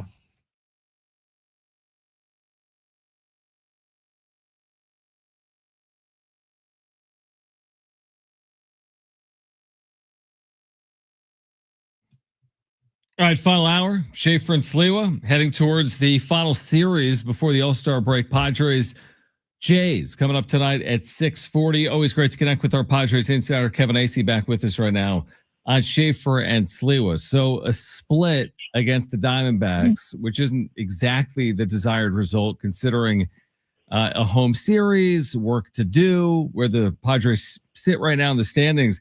I guess the question is this. Are they more and more likely to sell with each passing day as we watch this play out? I think so. Like, you didn't talk to anybody today. They would tell you that they are buyers right now and they are waiting. And I think that makes sense. But I think that, yeah, you could say they are more and more likely. I mean, I know you could say that because if they were winning, they'd be less and less likely. So like each passing day as it gets closer and the number of wins grows, the number of wins you would need to get to 86, 87, 88, whatever it is, to make it to the postseason and for them to feel like, hey, we have a real shot at doing that. And the moves that we would make to make our team better would be the kind of moves that would get us, deep into October. So start looking at how do we make the team better for 2027/28 and beyond. Kevin Acee with us right now on Schaeffer and Sliwa. I know in baseball, it's hard to be surprised by any one result. I'm not surprised by last night's result, but it is challenging. You see what Merrill Kelly did last night. Came in, I think, with like a 5.71. He allows 3 hits. I mean, this is a constant theme of the 2026 season. It feels like they have so much to play for right now, a chance to win a home series, and they don't take advantage of it.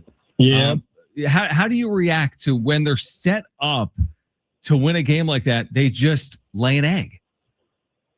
Yeah, I get all that. That's why I said, like 5 times, because amen, right? If we were in church, I'd be like standing up going, preach it, John. I mean, because look, when you're watching as a fan, a 500 team, this is our lot, right? Mm-hmm. This is our lot. It's like every time they win or win 2, you're like, okay, here it is. And then you're disappointed. That's just the nature of, 500 team. Merrill Kelly, specifically, the guy has the Padres number. Now, that sounds like I'm making an excuse for the Padres. And, maybe sometimes I am just trying to point out, look, this happens. Here's the problem. It's that it keeps happening. Guys with 4.5 ERAs and higher, 5.5 ERAs and higher, coming in and having a really good game against the Padres. It keeps happening. So it takes away that because I'm going to be one of the first guys who's going to stand up and say, look, this, Brendan Fott, he's a good pitcher. He can have a good game. I'm going to be the first guy to tell you that every starting pitcher in the major leagues is capable of shutting out a team for 5 innings, 6 innings. But it just keeps happening. I don't know why. I think that's the huge frustration for me in my job is I always want to be able to give you an answer. And then I think it's frustrating for fans to watch, first of all. I think it's frustrating for the Padres because they don't really have a reason either, because it's not, as much as they can point to some injuries, it's not a rash of injuries, okay? Like the guys who are supposed to be taking care of these types of games are in there, and they've been in there almost every night. What about the idea then? I kind of started the show with this. It's not like, listen, they don't have the answers. I don't have the answers. But it seems like you're on a little bit of borrowed time. It's an hour or never. I know they're all cliches, but it's like you either play well or you don't, is basically where we are. Why not shake something up? And I don't even know what I'm asking. It's bat Xander Bogaerts 8th. It's promote someone from AA. It's sell off a part on the major league team right now in an effort to maybe, ignite this team. Why not try more than they have attempted to this point? So I guess you have to be able to do it. And so I'm with you. And then I feel like it's my responsibility to go, okay, so what? And I don't know. There's not anybody. Look at that AAA roster. Yeah. Look at that AA roster. Okay, really? Are we going to bring someone up that just isn't ready? And you have to be able to make a deal with someone. And my understanding is now's not that time. It's not there. And I have no choice but to believe it. I mean, and they want to make, believe me, they are by all accounts, ready to sell. Like they understand that might be the best way to go. And they have mapped it out and they've had conversations preliminarily of, okay, so what would that look like? But the fact is, it's not the time to do that right now. But yeah, I'm all for it, for shaking it up. Sure. Maybe that's why he keeps batting Xander so high. That's his shakeup is batting Xander so high. Kevin Acee is our Padres insider. It just feels like you're kind of in the point of the season where it's like, you don't have anything to lose. You're already under 500. You're already playing poorly. Could you see if there's something that could play out that could be beneficial? But again, it's easy for me to say it. It's another thing for them to execute on it. Kevin Acee is with us right now. We've talked over the years about how creative AJ Preller is at deadlines, oftentimes adding here in recent history, how creative he is as a buyer. Do you see him as similarly creative as a seller potentially, as in the untouchable conversation or doing things outside of the box? Would you expect that if they are truly a seller? We get to the deadline. There's 7 games out of a playoff spot and 2 games under 500. Would you expect almost the unexpected from a selling perspective? I would at this point, because there are some big things to be done, right? Even if you're mentioning Mason Miller, if you're mentioning Xander Bogaerts, there are some big things to be done. If you're mentioning trying to package guys and maybe get a 3-team deal, because there's just, they don't have a whole lot to offer. I feel like, man, finding another AJ Preller, but there isn't one, who just wants to make a huge splash and you're giving them both Miller and Morahone, and that's how you're getting you're getting to your aim, whether that is to sort of unload Xander, whether that is and it should be unload Xander and make your team better to whatever extent you can. But yes, but then again, he was a good seller of Juan Soto. He has not been a great seller at the deadline because, I'm not sure. He sold Franmil Reyes in 19. I'm not sure when else he really sold at the deadline. True. So I think that remains to be seen. But he's certainly much more, or he has had the opportunity and has been much more creative and exciting at the deadline when it's all right, we're going for it. And I guess that's our question now is and I can passionately make you the buy. I can passionately make you the sell, and I can somewhat passionately make you the stand pat argument. And I will do that here in the coming week. Because that's my job, right? It's not to opine. I mean, I would tell you that if it's me, I'm leaning towards selling. Again, that's easy for all of us except AJ Preller to say. And I can very passionately argue against selling as well. I've been here for disappointing seasons and wastes of seasons. And it's very easy for the rest of us to go, you guys have no chance. What if in 2023, rather than sort of standing pat, would you agree G-Man Choi and Rich Hill were kind of standing pat, right? Completely. Rather than standing pat because you said, well, if we haven't done it by now, we're not going to do it. And they're, I'm not saying they didn't try for something else, but basically they stood pat and tried to tell us how they got better. And then they went on that run, man. What if they had done something to get a starter in 23 or a bat? I mean, it was such a terrible year. I'm trying to remember what it was they needed. They needed guys to hit better. That were going to end up in the Hall of Fame, right? But what if, man? Because at the end of 23, that's as depressed as I've seen a group ever, front office, coaching staff, players, because they knew what they had given up. And guess what? You're giving up, if you punt on 26, you're giving up a year of Manny Machado, maybe still in his prime. You're giving up a year of Tatis in his prime. You're giving up a year of pre-prime Merrill. You're giving up whatever of Xander Bogaerts. But like, you just don't build teams and just deconstruct them all the time. I'm just saying, like, it's easy for all of us, and I'm probably in the camp of sell, but we have to acknowledge that's a really easy thing for us to do. It is easy, and the organization, needs to think on it more obviously than we have. Although it's like the sheer math of it all, 5.5 back, number of teams in front of you. It's one of those things, Kevin, where it's like you turn your season around. I'm making this up just off the top of my head. You go 40-29. That's really good baseball by their standards here. Over the last 2 months, that would be almost incredible for some to imagine. But that means you have to outplay all of those teams, some of which are in front of you. And you're basically saying none of those teams are capable of going 38-31, St. Louis or Miami, even when you go 40-29. It's not just none of them, John, though. It's one of them. I mean, like, you only need one of them to fall off. No, it's all of them. You need one of them to fall off. Yeah, but what if you go 40-29 in St. Louis? I'm making it up, who's 2 games better, and you goes 39-30.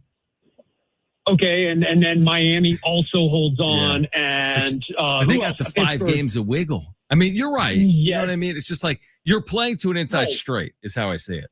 I'm getting better odds. You're the guy who does the prize picks. You're the guy who knows all the odds, so I can't state it properly. But you're getting much better odds than me. I mean, when I'm trying to tell you, but it's been done. I'm not saying like I believe it's going to happen. I'm just saying, way easier for you and I to sit here and act all pragmatic and say that, and the Padres to say, well, we kind of sold these fans on being a contender, and we do understand that all of our guys are getting a year older. So that's why it's so fascinating. All I'm asking people to do is to look. I'm in the seller camp, okay? But all I'm asking people to do is understand how fascinating this is and why there are reasons to maybe go the other way. I do think that's fair.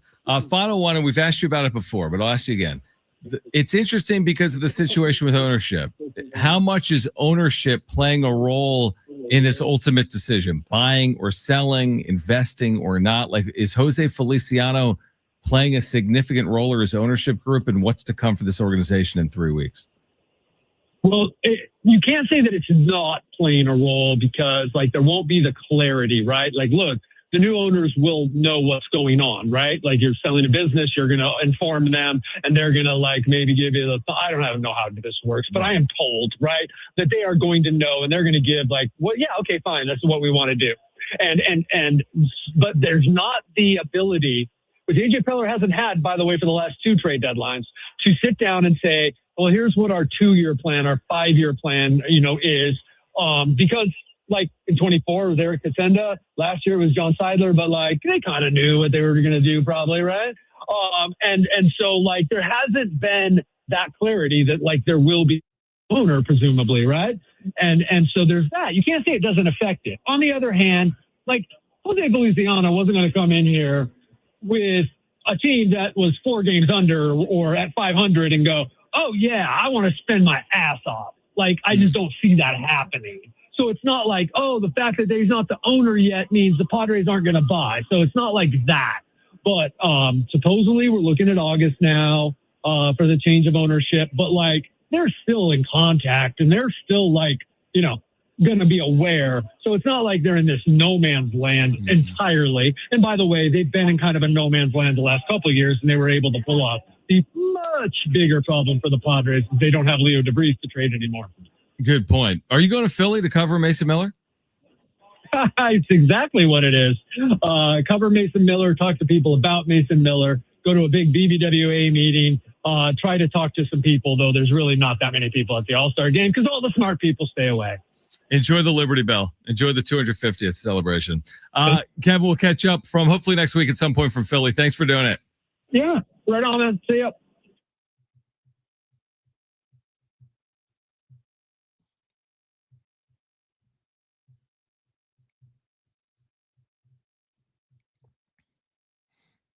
Imagine that. Go to Philadelphia There's one All-Star there. It's Mason Miller. We'll see if he appears in that game or not. We'll react to that conversation about buying and selling. Plus, you'll hear from Dylan Cease coming up at 5:30. Also, do we still have another 4-pack to give away or not? One more 4-pack to give away. If you want 4 free tickets to see Santana with the Doobie Brothers August 11th at the North Island Credit Union Amphitheater, tell us why you want to go. All you need to do is open the iHeartRadio app right now, search for San Diego Sports 760, click the red talkback microphone, and tell us why you want to go, and you're going to walk away with a 4-pack of tickets to see Santana. Stay with us, Schaeffer and Sliwa, San Diego Sports 760, live on the iHeartRadio app.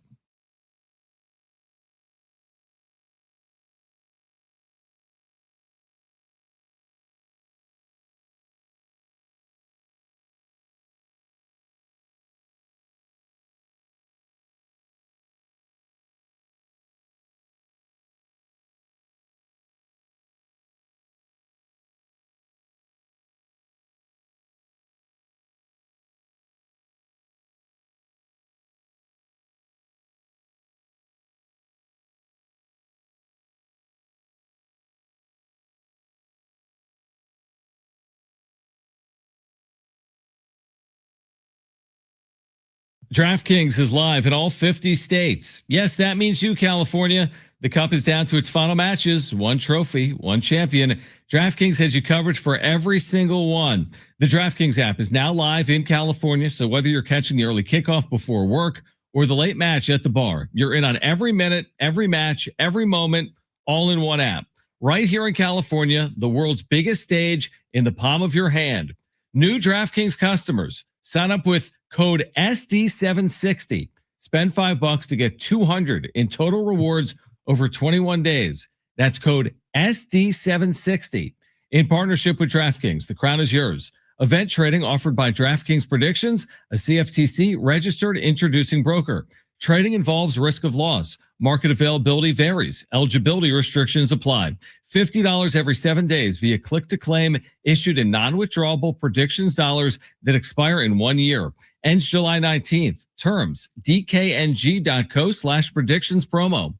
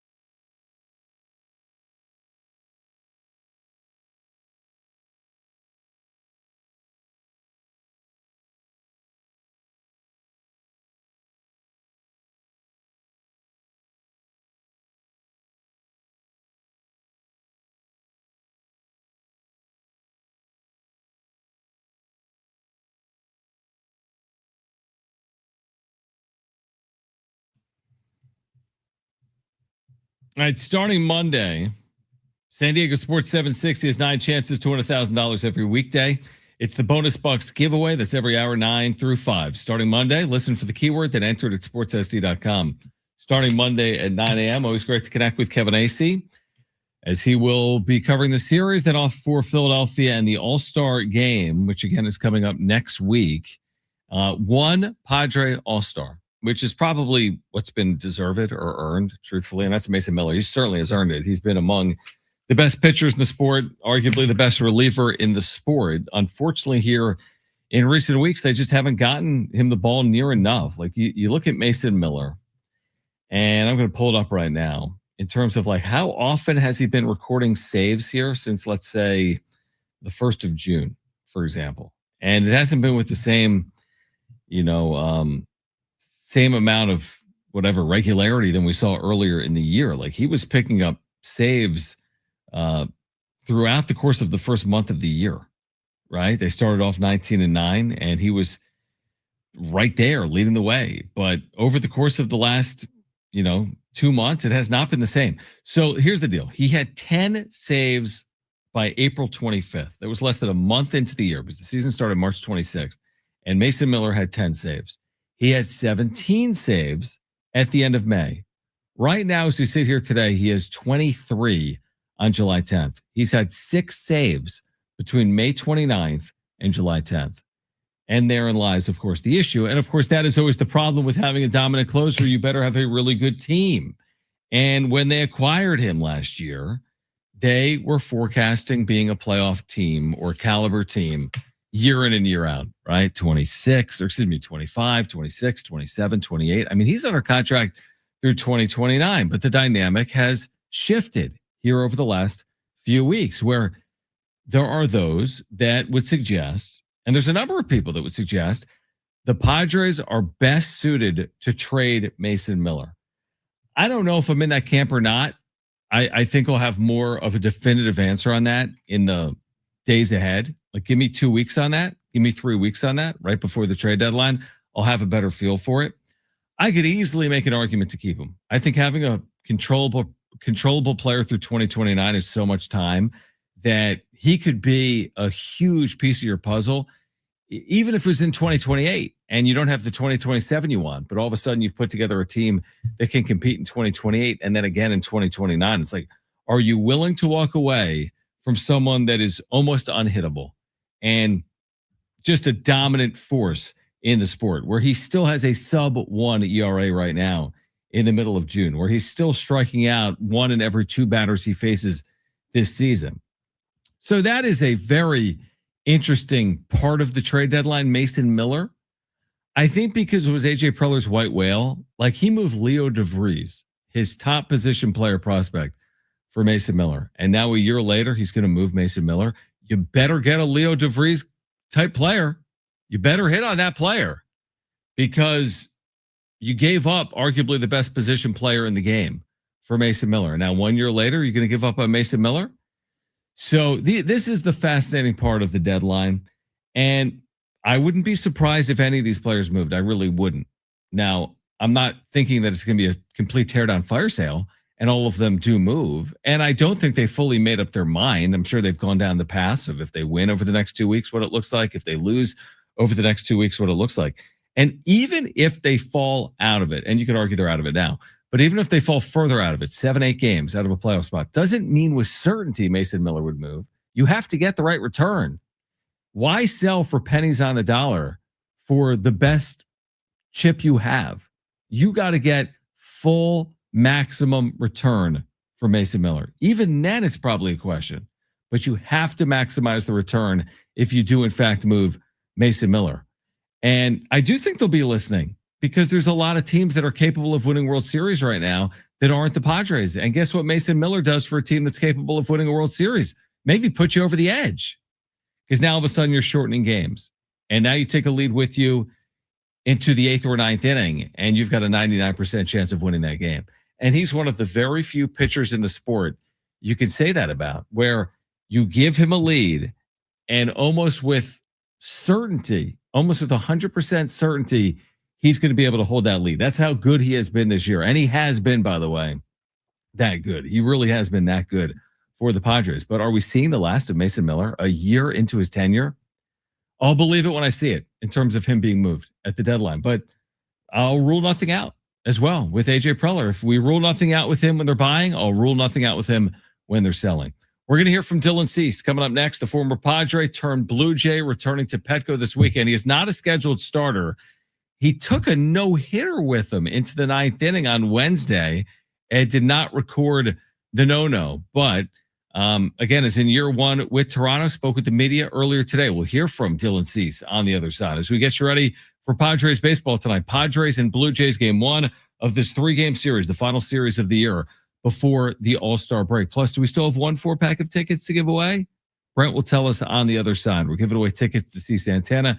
If you want to win those tickets, hit us up at the Talkback mic. Open the iHeartRadio app, search for 760, and click on that red Talkback mic. Tell us why you want to see Santana on August 11th at the North Island Credit Union Amphitheater. But we'll hear from Dylan Cease next on Schaeffer and Sliwa, San Diego Sports 760, live on the iHeartRadio app.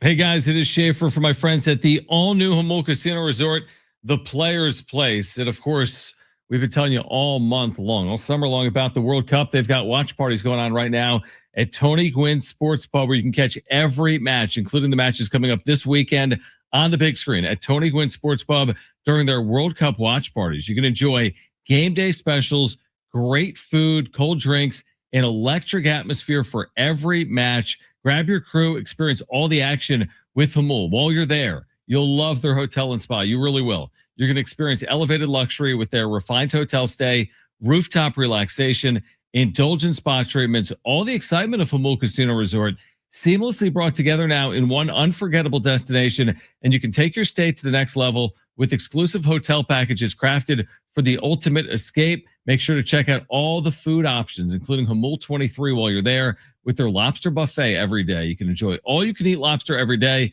plus dozens of other delicious stations at the all-new Jamul Casino Resort, the Players Place.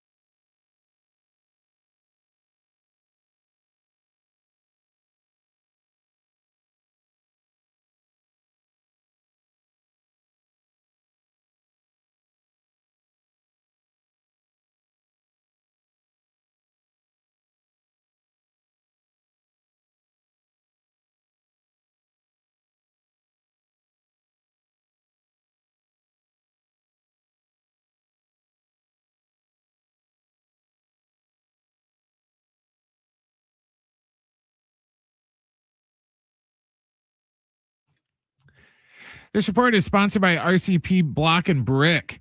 The Padres are getting set for their series with the Blue Jays tonight down at Petco. It's going to be Shane Bieber going for Toronto and JP Sears going for the Friars. First pitch tonight is at 6:40. World Cup, we got one final from earlier. Spain defeated Belgium 2-1. We'll have a World Cup doubleheader for you tomorrow right here on San Diego Sports 760 beginning at 1:30. Building a retaining wall, RCP Block and Brick has the largest in-stock selection, like the classic Keystone Legacy block. Easy to install, available in 5 colors, and perfect for walls up to 36 inches. See all available styles at rcpblock.com, your number one source for retaining wall blocks.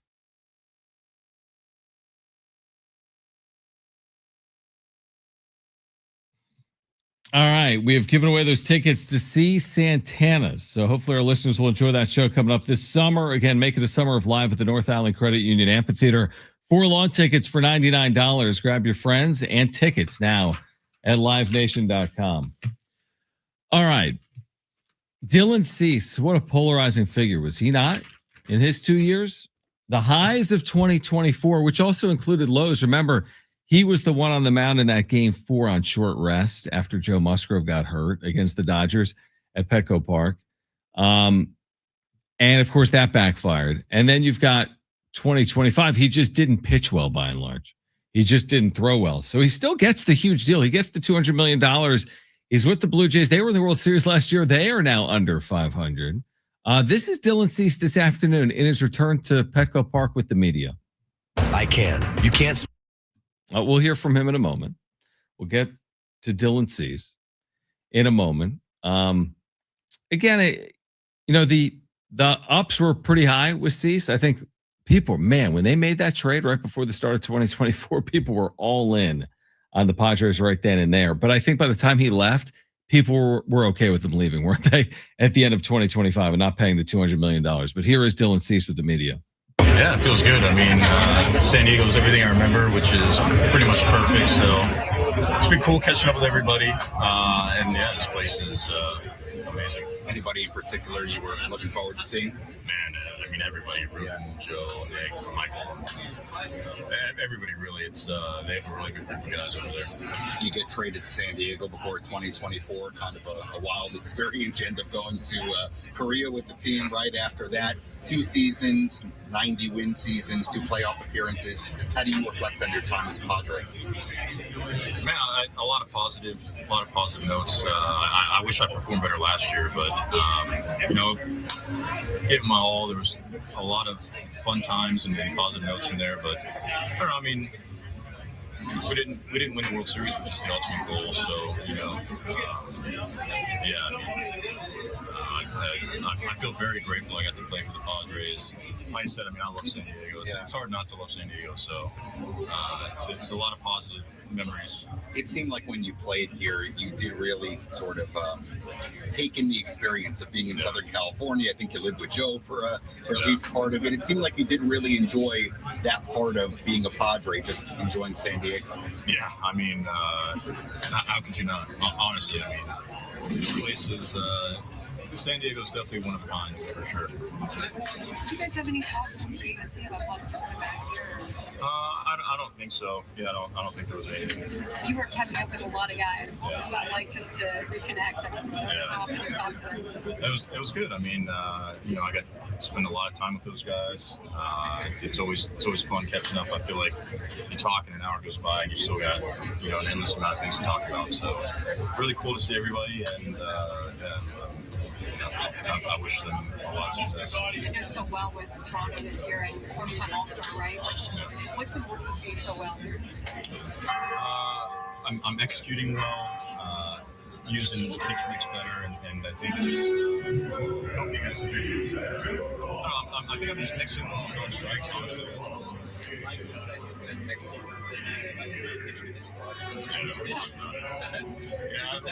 We had a conversation about it when I ran him through my logic.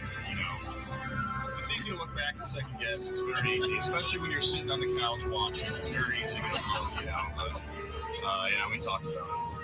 Michael's a smart man. Michael's a smart man. Is there any one moment that stands out the most?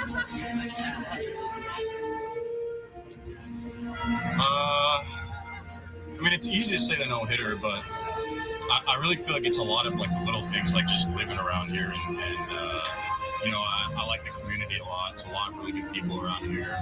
It's just such a unique place. You know, everyone's happy. I feel like everyone's into fitness and everyone's doing their thing out here. So, the biggest thing would just be, I think just it was really great to get to just live here, you know. So, you know, on the field, a lot of positive things happen. The no-hitter, stuff like that. But I think just living here was special. Were you watching the bullpen session in Padres? I watched it in Knicks, yeah. I walked over to watch Knicks. He looks good, yeah, it looks good. Michael's working on some things. I'm not going to give away his secrets, but he looked good too. Colin, were you bummed that there weren't any contract talks? Did you want to stay here? You were just fine with whatever the journey was? I don't know if I would say bummed. I feel like I kind of understood, and like I don't know. I don't think I helped myself with how I pitched last year either. So no, I wasn't really bummed. That's just part of the game, part of the business, and no hard feelings or anything. I mean, like I said, I really do love San Diego a lot. So this place is special. I feel very grateful I got to play here, and it's always going to be cool coming back. With a little bit different though, just how are you feeling after throwing all those pitches the other day?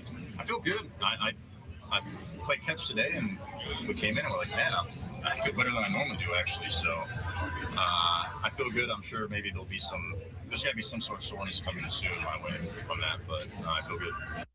All right, so Dylan Cease with the media. I actually appreciate some of the things he said. He recognized he didn't do himself. I think his words were do himself any favors when it came to maybe re-signing with the Padres this offseason. Plus, he got paid. Even with the disappointment of 2025, he got paid. How do I look back on Dylan Cease's tenure as a Padre? I would say he didn't live up to expectations, honestly, because I think the expectations were high. 2024, there's a no-hitter. What do you got, Brent? That could be like the mission statement for like half the players on this team. Put it on a banner. Didn't live up to expectations. I mean, listen, he threw a no-hitter. I almost forgot about it, truthfully. Right? Compared to Joe's no-hitter, like you can't compare the two moments. Now, one was the first, and one was from a San Diegan, and one, all eyes were on him, right? During COVID. It was a different time when Joe threw his. But Cease came here with all that acclaim, like he was going to be at the front of a rotation, and he was in 2024. You know, if Cease is better when it matters in 2024, the Padres might have won a World Series. Not to put it all on him, even though I just did. They pitched him on short rest. That was going to be hard against LA. Unfortunately, they had the Musgrove injury in the Atlanta series in the postseason. So they put Cease in a spot where he had to pitch on 3 days rest. And they didn't even score in that game. He could have been great in that game. They still, in theory, could have lost the game. But like we came in with these lofty expectations in 2024. Like he was a missing piece to get the Padres maybe to a championship series or a World Series. And at times he pitched like that player. He did. At times he absolutely did pitch like that player. But at other times you had to almost hide him. Like they hit him, didn't they? In the 2025 postseason, everyone pretended like it was the greatest moment in franchise history when I think he went 3 scoreless innings against the Cubs. Maybe he went 4. I think it was 3, somewhere in there. But like everyone was thinking the same thing. He has not been a good playoff pitcher. He did not pitch well by and large in 2025, and they almost weren't comfortable using him in that wild card series. So I was okay with him walking. My issue with him walking was I couldn't believe he got over $200 million. I thought he'd get like $150 million. I thought by him leaving for 200 plus, that didn't allow the Padres an opportunity to retain Michael King. And then I was very surprised when King came back on a 3-year, $75 million deal, because I thought if King got 200, or excuse me, if Cease got 200, King was certainly getting $100 million plus. But it sounds like him and Cease and King still have a great relationship, to the point where he just revealed today that he's watching Michael King throw bullpens. And he's watching Nick Pivetta throw bullpens. Now, again, Cease isn't throwing this series, but I did find that a little bit interesting. But anyway, Dylan Cease back home, so to speak, after spending 2 years in a Padres uniform. I think most Padres fans would agree with me. It was unfulfilling. It lacked fulfillment to watch him in a Padre uniform. There were good highs, including a no-hitter. He had some good moments, really good moments, but he came here with really high expectations. And by the time he left, nobody, by and large, was hoping to see Dylan Cease return in 2026 because of the dollar figure he would have commanded. He just did not throw well in 2025, if we're being honest with each other. All right. Here until 6 p.m. What a week it's been. By the way, Schaeffer and Sliwa back reunited next week, right here. Both at the same time? Both at the same time Wow. for the first time in a week. We'll both be here. We'll take that brief pause from regular season games for the All-Star break, and then, of course, turn our attention as well to the trade deadline. But here for another 15 minutes or so with you until 6 p.m. So don't go anywhere. Schaeffer and Sliwa, San Diego Sports 760, live on the iHeartRadio app.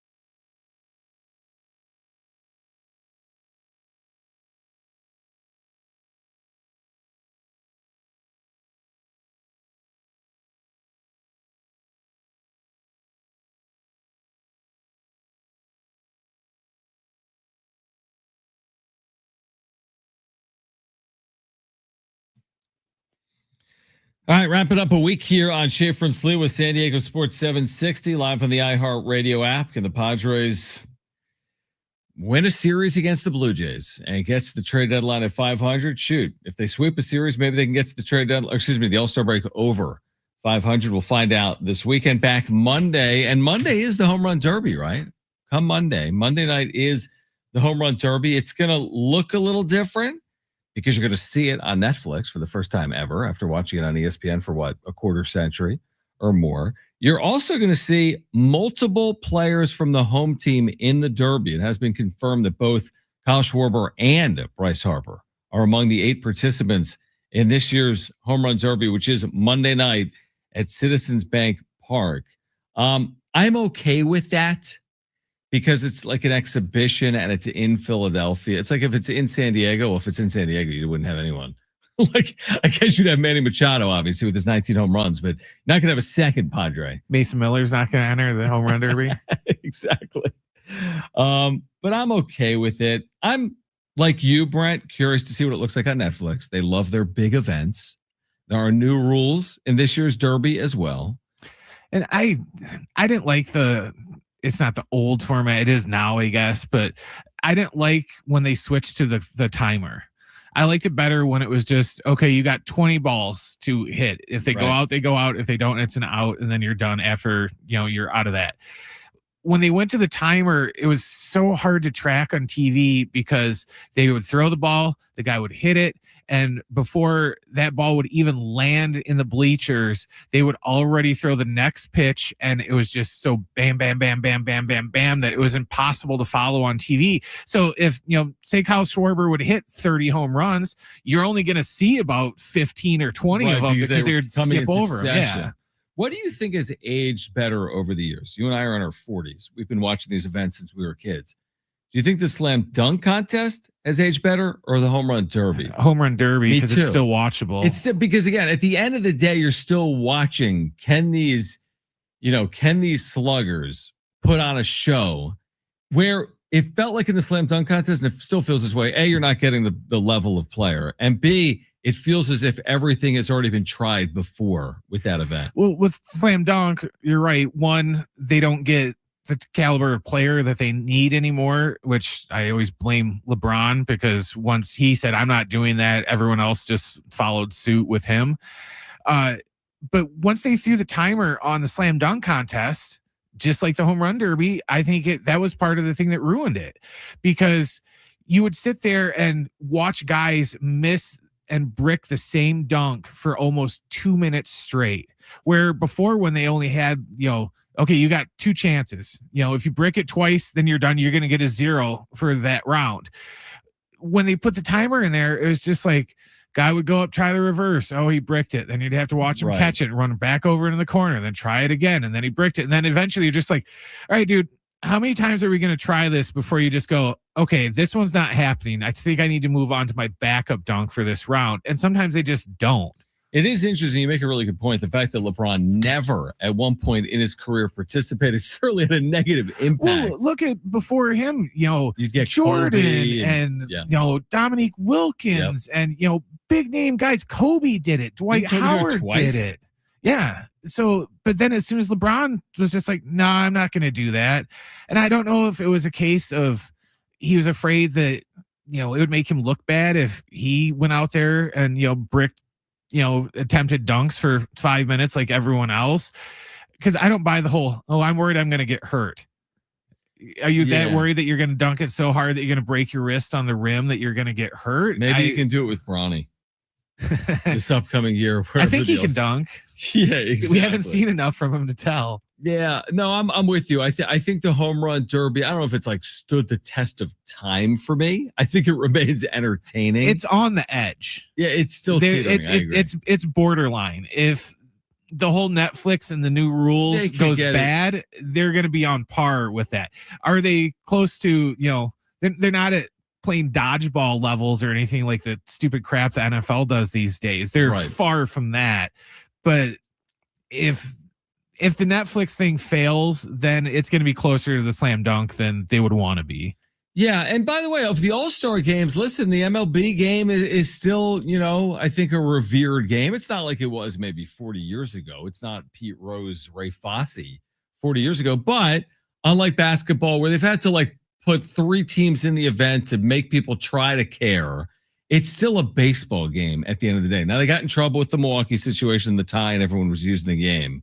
But, and unlike an NHL All-Star game where you see 25 or 30 goals, you get a baseball game, and sometimes the pitching, it's not the most entertaining game. You can see a 2-0 or 3-1 game in an All-Star game. Well, even back in the day when it was, we tried to get everyone into the game, they tried. That was, that's the big difference between, the NFL Pro Bowl and the NBA All-Star game is, the Major League Baseball All-Star game, they actually try. They go out there and they play like it's a normal game and it means something to them. They don't just go out there and, swing as hard as they can. And, every single time that they're up there to try and hit some 500-foot home run like they would in the NBA where, I don't care if I went 1 for 20 in the game. Did you see that dunk I had? Right. No, I agree with you. By the way, the LeBron mention that we had just there, how he's never appeared in a slam dunk contest. Now, LeBron is a different stature than Fernando Tatis Jr., obviously in his sport. Although at one point we thought Tatis was like a LeBron-like figure. Are we going to say in 15 years that Toddy never touched a home run derby? There's the further we get into his career, he can't homer anymore. I mean, he's hit 5 this year. The more I do think it's likely that we might not see Fernando Tatis Jr. at any point. Imagine that if I would have told you that when he came up with all of his power and all of his excitability. Imagine if I told you that Fernando Tatis Jr. would never, ever, ever appear in a home run derby. That's almost becoming more likely than not at this point. Now, I'm not fully writing it off. He's 27. He could do it next year, the year after that, if he puts together a 20 home run first half. But who would have ever thought that's the conversation that we'd actually have with Tatis? That's a little more believable because the home run derby has this stigma and, this aura of it, of anyone that participates in the home run derby, their second half of the season is just going to go in the toilet, because if you do the home run derby, you're not going to be able to hit. It's going to throw your swing off. Sure. And lots of people, there's no more superstitious of a sport than baseball and baseball players, to where if they think that that's the case of, if I go and do the home run derby, I'm going to have a crap second half of the season, then they'll stay away from it. What if you've had a crap first half like all the Padres? Then put them all in there. Opposite momentum. Put 8 Padres in there and see if it ignites the team in the second half of the year. All right, we are back Monday at 3 p.m. Reunited. Alan Sliwa, John Schaeffer, Brent Sperry will all be in studio on Monday at 3 p.m. Kevin Acee will join us on the show coming up next week as well from Philadelphia. The All-Star break, the Midsummer Classic coming to Philadelphia, Pennsylvania next week. And then all attention on that 10-game road trip out of the break and the trade deadline, which is looming and will have a significant impact on the Padres in 2026. If you missed anything today, you can go to sportssd.com or the iHeartRadio app or iTunes or TuneIn Radio or Spotify. Enjoy the weekend. We're back on Monday. Padres and Blue Jays this weekend down at Petco Park. And for Brent, I'm John. You've been listening to Schaeffer and Sliwa on San Diego Sports 760. We've been live on the iHeartRadio app. Have a great weekend.